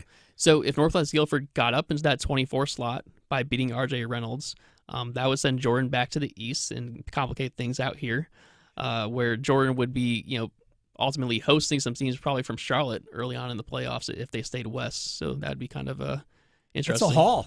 Yeah. Well, but I guess it's going to happen. It's a long state. It is. It is. It's a feature of the state. It's very long. We have all right. So we have that. Any other games jump out to you before we look at the projections of the playoffs? There's another one between a 7A and 8A. Richmond is a 7A. Classic team, right? Yes, and they're playing Pinecrest, which is 8A. Yeah. Pinecrest struggled last week against Hope County. They won 26-23, but they had won 8 straight games. But the Richmond-Pinecrest game, I think that will kind of change some things because the Pinecrest is currently ranked very high in the 8A West. They're also West. But if they were to lose to Richmond, they're probably going to go down to either maybe 5 or 6 or even 4. So that would change some seedings. And those seedings matter when you get into the third round and Sure. the fourth round. Like where's that game going to be? Right. It matters for home games. Yes. Like completely unrelated to high school football, but my son's school is right now seated 5th in their soccer bracket. Yep. So that match which would end up being a quarterfinal match in the third round would be on the road. Yep. And Against the 4 seed. we'd love to have it at home because I don't want to drive all the way to Dunn. Yeah. Never mind. Nobody cares. All right, let's get to some football. Let's start with 8A. Right now, I don't know how much has changed in the last week since we last did this. Joel Bryant High School OT is here. But what are we looking at in the 8A? So not too much has changed at the top. Huff is still the number 1 team in the 8A West. They're probably going to be the favorite to get through the state championship. The interesting thing is, like I was saying, that kind of 2 through 6 area. Right, that's where you have Jordan, by the way. Jordan is a 3 seed in the West. Yeah, so a lot of stuff can change with that. If Jordan goes east, that's going to send them out, put teams up. If Pinecrest loses, that's going to put these teams up as well. The thing I want to pay attention to is West Charlotte. So this West Charlotte Huff game, they used to be conference rivals. They're not rivals anymore in conference play. They kind of avoid each other, in scheduling this year. If West Charlotte stays at that 4 seed, they would have to play Huff in the third round. Right. So West Charlotte's probably going to want to get up to number 2 or number 3. So that game happens in the regional final. Correct. And that one is it's interesting because if West Charlotte gets up into Huff's area, then it kind of opens up the bracket for the rest of the teams in the bottom half. But if West Charlotte gets sent down to the bottom half, then it's going to be harder for those teams to advance to the regional final. Let me ask you one quick question because I'm just looking at that bracket and we're talking about the 8A West. Mallard Creek is the 6th seed right now as it is projected. If I'm not mistaken, they gave Rolesville a pretty good thrashing at the beginning of the season, did they not? They did. At Rolesville, right? It was at Mallard Creek. It was at Mallard Creek. Yeah, it was still pretty, So that for Jordan, that would be a pretty dangerous second round game. Yeah, that'd be tough. That'd be tough. Even more reason for Jordan to want to come back east. Is the West harder than the East? It is, generally speaking, just more population out there and, more consistent programs, I would say. The East, I mean, Millbrook is probably as good as those teams, but as far as maybe that second tier, it is probably going to be a little bit more towards the West. All right, let me go to the East. Hoggard is still the 1 seed. I believe Hoggard was the 1 seed last week. Rolesville, who had that tough start, has rebounded. Rebounded very well to the point where they're a bye. How dangerous are they? And Rolesville, and I don't know if Rolesville and Millbrook have played this year, but they are on opposite sides of that little quarter of the draw, right? Yep. Yeah, Millbrook beat Rolesville pretty handily when they played earlier this year, but Rolesville's defense has been coming into form, I would say. The offense is still catching up to what it was last year, but the defense has been performing pretty well of late. So if that's heading in the right direction, I would expect that probably inevitable second matchup to be a little bit closer this time around. I would still pick Millbrook at this moment. All right, let me flip to the 7A. Yeah. Okay. Here's the thing about 7A. Wait, when I said 7A, Joel just went, "Okay, let's go." So a lot of people think that 7A is better than 8A. And that's because you have Grimsley, you have Weddington. Interesting thing with that Mallard Creek team you're just talking about, Independence, which I believe is the 3 right now in 7A West, they beat Mallard Creek 35-0 a couple weeks ago. How much? 35-0. And you're talking about Mallard Creek being the 6th seed in the 8A Right. West versus the 3 seed in the 7A Okay. West. I mean, that kind of gives you an indication of maybe the balance of those two classifications there. No, and there's no doubt about it. Look, I see so many historically good programs in 7A. So let me just ask you, because I know last year we basically had 4 classifications. Right. I know there was A and AA, right? That Or wasn't no, last year. Yeah. Okay. Last year we just had 4. Oh, we just had 4. Yeah. So, it's confusing. It changes all the time. Yeah. I mean, there's a time where I did color for some of the high school championships, and yeah, I don't. We did Richmond County was in one of them. Yeah. And they're always good. Don't call them Richmond County. They prefer Richmond Senior. I apologize. Because their rival is called Scotland County. So that's the I see. distinction there. We hate them. Yeah. So what's the difference in school population between 8A and 7A? 8A is going to be the teams that are pretty much 2,200 kids and up about there. Right. 7A, I think, is about 1,700 to that 2,200 about. So, there's no difference. Not really. So, well, the thing is that, the biggest school in 8A could be almost twice as big as the small school in 7A because Right. some of them are up in the 3,000s. But generally speaking, those programs haven't been the best football programs. So it's interesting that I think you get to a certain point population-wise where it doesn't matter. Right. I think it definitely matters when you're talking about the lower schools and 1A versus 2A. sure. It definitely matters then. But I think you get to a certain point when you have 50 kids on a team. I mean, how much better is the 70th kid going to be than the 50th kid? I mean, at these schools? I can just see that in my untrained eye, and I'm watching boys soccer. When you're playing we're a 3A school. We played against one 7A school this year and one 6A school. Yeah. And they just have bigger, players. Yeah. They're just more players to choose from, and they have, in general, bigger players. Yeah, it's a better chance at finding someone unique, I would say. Right. It just improves your odds of finding those kind of players. No doubt about it. All right. Who's the best? Who are the best teams, regardless of classification? Who do you think the best teams are? I still think it's Grimsley, even without Faison Brandon. We are hearing that he might be coming back in the playoffs. Do they want him to? I mean, I don't. That's kind of loaded. It's a tough question. That's loaded because the freshman has been good. The freshman has been good. I'm sure the coaches would still probably prefer to have the number 1 player in the country playing for them. But I guess the question really is, it's with Faison and maybe Tennessee even where he's committed. Do they want him risking that thumb Right. injury? So that's a question that they have to answer. They have to figure that out probably personally, and then go from there. Who's the biggest threat to Grimsley and 7A? It's Weddington. Weddington, the 2 seed. Weddington just They're won. on the other side, at least. Yeah, they won the 4A state championship 2 years ago. And they have, like I said, they have Thomas Davis Jr. at linebacker and then his cousins who were 4-star defensive linemen. Right. They added the Duke commit mid-season, the safety, KD Cotton from West Charlotte. Weddington is very good on defense. Offensively, they're not quite as dynamic as Grimsley, but the defense, I mean, there's going to be nights when they're shutting out people in the playoffs, which is uncommon. All right, Joel Bryant, high school OT, is with us in studio. I know we did this last week. Who's the best in 6A? I don't need to know who the number 1 seed is. Who do you think the best is in 6A? So last week there was a big game between Ashbrook and Crest. Crest is probably considered one of the best teams in 5A, and Ashbrook's one of the best teams in 6A. Ashbrook beat Crest by a touchdown last week. Okay. So I think that solidifies Ashbrook as one of the best teams in 6A. Obviously, right now they're the 3 seed. They have Watauga, Northern Guilford ahead of them right now. Watauga, very good program. They're very well coached. Their coach Ryan HOBAG might be the best coach in this state. They finally have a chance this year to really contend for state championship. They're one of the teams that was playing at the 4A level. with these big schools from Charlotte, and now they don't have to play them anymore. Okay. Because they're 6A now. So Watauga and Ashbrook, those are the teams I'm looking at. Northern Guilford, they're 8-1 right now. This is one of these teams that always finds themselves in these close games, but always comes out of them winning. I think over the past 2 years, they're literally 9-0 in one-score games, which is just insane. I've thought about this. I meant to ask you this last week. We had so much devastation in the West. Yeah. Is that, are we back to almost being structurally normal out there, or are there still a lot of issues? I think it's been a good comeback for them this year. The smaller schools have been doing their regular thing. The Smoky Mountain Conference with Murphy and Robbinsville and all of them, they've had a pretty good season in terms of fans and success in the field too. The Asheville schools, I don't think they're quite as good as what they were before. I have no idea if that's like a Helene thing or whatever. I know that AC Reynolds, they had a quarterback last year named Eli Hamrick who left for Crest after that hurricane, and he's still at Crest this year, so he would have been a senior for AC Reynolds this year.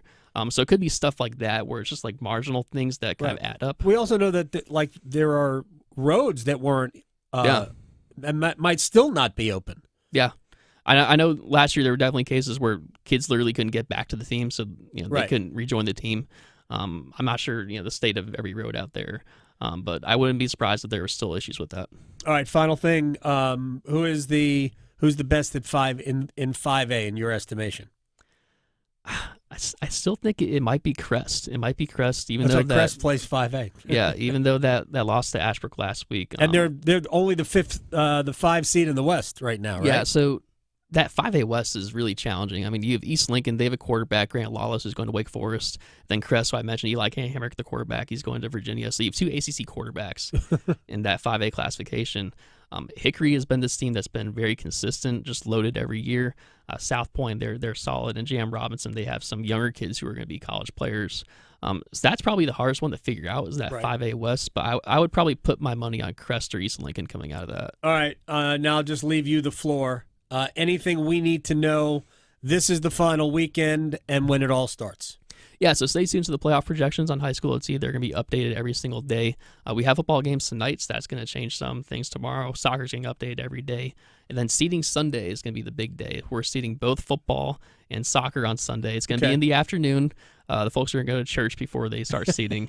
They can pray for whatever they want. Yeah, so it was actually a big controversy because they were planning on doing the football brackets on Monday, which football coaches did not like because they like exchanging film on Sunday, preparing because they don't want to show up to Monday without a practice plan. Soccer was going to be on Friday, but they shifted it to Sunday. So now it's all happening on Sunday. We're going to have full coverage of the brackets. We're going to have alerts and stuff when the brackets are updated, and we'll have the brackets on High School at T. I know what I'm doing Sunday.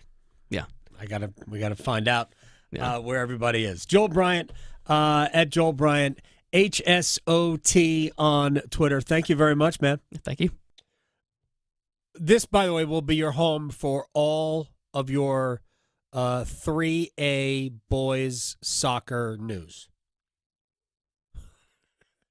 Yeah. All right, when we come back, last night's star, Treya Savage, last spring was pitching at East Carolina. Yeah. We will talk to his baseball coach, Cliff Godwin, of the Pirates, next. His Zamboni is bigger than yours. The Adam Gold Show on the North Carolina Sports Network. At North Carolina Farm Bureau Insurance, you're more than a policy, you're family. With offices in every county, we're close by when it matters most. Our local agents customize coverage to fit your life. And our award-winning claims team delivers fast, quality repairs. It's no surprise Forbes ranked us the #1 auto insurer in America. North Carolina Farm Bureau Insurance. Helping you is what we do best. You don't need a 4-year degree to have a rewarding career that makes a difference in people's lives every day. As a public power line worker, you'll build and maintain a locally owned and operated electric system to keep the lights on in your community. 4 months in a community college program provides the training you need to begin your career as an apprentice line worker in public power. And being a local government employee in North Carolina comes with excellent benefits. To learn more about line worker and other public power careers, visit electricities.com. For North Carolina high school seniors, the countdown to college is on. And at CFNC, we've got all the resources and information needed to get you on campus next year. Take College Application Week, for example. Did you know you can apply for free at many North Carolina colleges from October 20th through October 26th? Sure can. Don't miss the opportunity to save some money applying to college. And for more help, visit cfnc.org/C2C. The North Carolina Healthcare Association invites you to listen to this month's podcast, Conversations on the State of Healthcare. We learn about an exciting new health initiative in Wake County called Precisely You, which uses DNA to transform the way we approach health. The goal is simple but powerful. Help people prevent disease, detect it earlier, and improve health outcomes. Wakia Ellis is Vice President of Nursing for WakeMed Raleigh campus. With Precisely You, we're looking directly at each individual's DNA. That lets us identify personal genetic risks for diseases like hereditary breast and ovarian cancer, colorectal cancer, and even heart disease that might be linked to high cholesterol. You can learn more and join our latest Conversations on the State of Healthcare wherever you listen to your favorite podcasts, and find out more by visiting nchealthcare.org. North Carolina ranks second in the nation in potential agricultural land lost by the year 2040. The NC Forever Farms program supports the preservation of family farms through permanent agricultural conservation easements and has received a record number of applications for 3 straight years. Landowners interested in preserving their working farm through the Farmland Preservation Division of the North Carolina Department of Agriculture and Consumer Services can learn more by visiting ncadfp.org.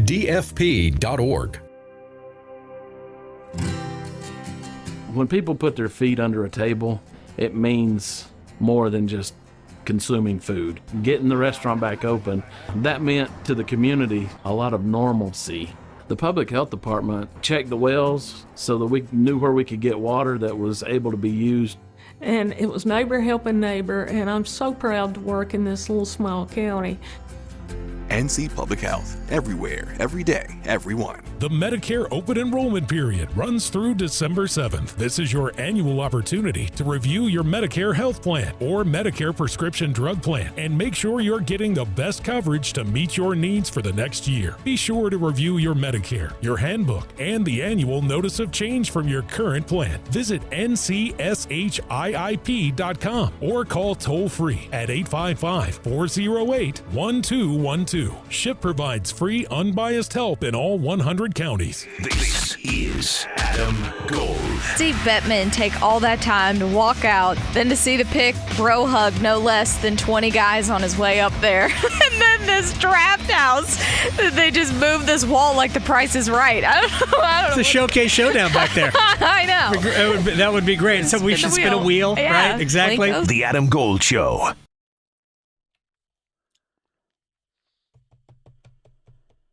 It's the Adam Gold Show. I'm Adam Gold. Victoria producing the program.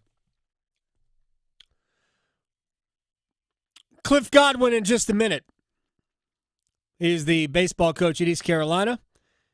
That's where Trey Savage pitched. Before we get to that, earlier, somebody in One-Timers had asked me what I thought about the rumors of Artemi Panarin being traded to Carolina in exchange for Andrei Svechnikov, and I had not seen that. Not the candy question.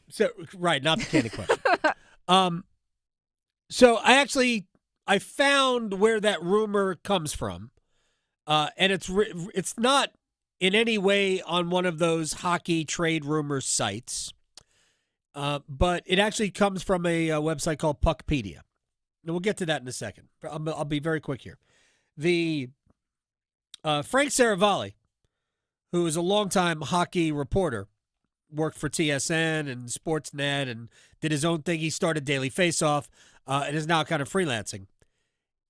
He was asked about the potential for Hurricanes trades, and he brought up Panarin.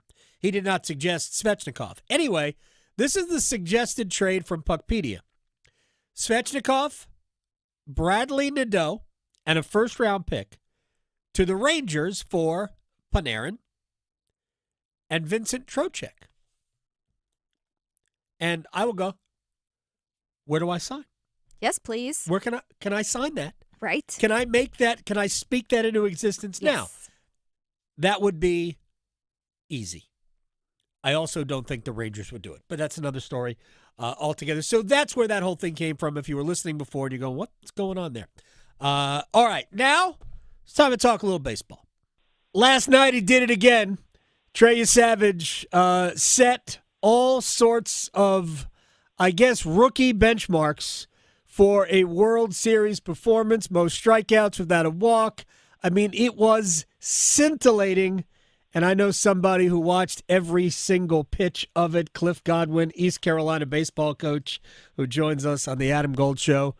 Can you walk me through your emotions watching that? And we could also contrast it to game one of the series. But as you're watching that last night, what are you thinking? Oh, man, last night it was special. I mean, he had his split finger, he had his slider. Normally, he probably doesn't have both of them at that level. Obviously, you can tell with 12 strikeouts with some of the best players in the world and definitely a few Hall of Famers that he's facing in the Dodgers lineup. I'm yelling. My dog's like looking at me like I'm crazy. He's scared because I'm yelling at the TV, when he strikes a guy out. And I'm coaching him through the TV, at least in my head, come on, Trey, you can do this and, execute a pitch here. But I've never seen him better, and the bigger the moment, he doesn't make the moment too big. He is very confident in what he does and his preparation, and it's not an arrogance. It's just he understands he's got to go out there and execute pitches, and he doesn't look at Ohtani or Freddie Freeman or Judge or whoever it is. He just tries to execute pitches to help his team win. 0 for 8, Ohtani, Betts, Freeman. 0 for 8, 5 strikeouts combined last night. Cliff Godwin, East Carolina baseball coach, joining us here in the Adam Gold Show. Here's the thing that really struck me, because we talked about the game last night on the show yesterday with my friend John Manuels, former pro scout. May well again be a pro scout down the road, who knows, but has intimately knowledgeable of Trey and his time at ECU. And he said it's going to be hard because the Dodgers have seen him already. And so they know what to expect. And they have whatever he called it. They have this simulator that will help them because they can project what he looks like. It didn't look like the Dodgers were better in Game 5 than they were in Game 1. What do you make of that? Did that surprise you as well? Because there was essentially 2 hard-hit balls last night. The Kike Hernandez solo home run, and I forget who hit the line drive to right field. Ohtani hit that. Okay, those are the only 2 balls that were squared up all night last night. The other 2 hits were both infield hits. So what do you make of, did he make an adjustment, or was his stuff just that much better? His stuff was that much better. I was, in the Rogers Center for Game 1, which was the best sporting event I've ever been to. I'm getting chill bumps talking about it. And he did not have his best stuff. And I was just so proud of him, as proud as I am this morning, because he gave his team a chance to win, even though he only went 4 innings and he gave up 2 runs. But he didn't have a split finger, and his command wasn't great, and he's just out there grinding. And you have to also – Trey's in uncharted waters as far as how many innings he's pitched. He's gone, at a level he hasn't done before, so I'm sure he's tired. I didn't know that he would be able to have this kind of stuff in this start, but, man, he went to a place that, is Michael Jordan-esque, to be quite honest with you, in a moment when you're a rookie. And I just, I try to tell our team that Trey wasn't this when he walked in the door at East Carolina. He had to work his tail off, and our pitching coach, Austin Knight, worked tremendously with him to develop these pitches that he has now. But if you pull up a side-by-side video of what he's doing now, delivery-wise, and what he did in college, it's pretty consistent with what he was here at East Carolina. But Trey has always had a slow heartbeat. And the moment, people can say what they want, but when you pitch an elimination game and 10 days earlier you were in the hospital with a punctured lung and you're going up against Chase Burns in front of East Carolina's 6,000 fans, and you're probably not 100%. And have told people a lot, that's the gutsiest pitching performance I've ever watched, in person. And he went 7 1/3, and he outpitched Burns. And he didn't have the stuff that he had last night. And, he's facing Nick Kurtz, and there was another first-rounder on the team. And, somebody texted me this morning, has there ever been better players on Clark LeClaire Field than Chase Burns, Trey Savage, and Nick Kurtz on one day? I said, probably not. I mean, I don't know if there has. I didn't see it. So, but it couldn't happen to a better person. His family has done a tremendous job raising him, and it's a very proud moment to just been a small part of Trey's life to this point. Cliff Godwin, East Carolina baseball coach, joining us here on the Adam Gold Show. I talked about this with John yesterday because I thought that 4th inning that he pitched, and actually you can go back even in that, I thought he looked good in the first inning. The split he threw to Ohtani to strike him out to lead off the top of the first was an elite pitch that just completely dove down out of the zone, and Ohtani swung over it. That was a great pitch, but he obviously, Smoltz figured it out right away. Doesn't have his great stuff. And he gave up the runs in the 2nd and 3rd. But the fact that they only got the 1 in each of those innings, how he battled to keep the damage to a minimum and then pitched that 4th inning, I thought that was, when you don't have your stuff and you can battle that way, that shows so much about who you are as a competitor. So it's almost easier when your stuff's great. I mean, Dodgers had no chance at him last night, right? So John and I talked about what he did, a week or so ago. That to me was maybe more impressive. 100%. I mean, it's easy. I say it's easy. It makes it look easy when you do what you did last night. But you even think about that first play, Ohtani. He chops the ball and Trey jumps up and he kind of bobbles it, and he just doesn't freak out, and he gathers it and then kind of does like an option pitch to first base to Vladdy, but he's like laughing, dude, this is the biggest game you've ever pitched in, and you're in Dodger Stadium.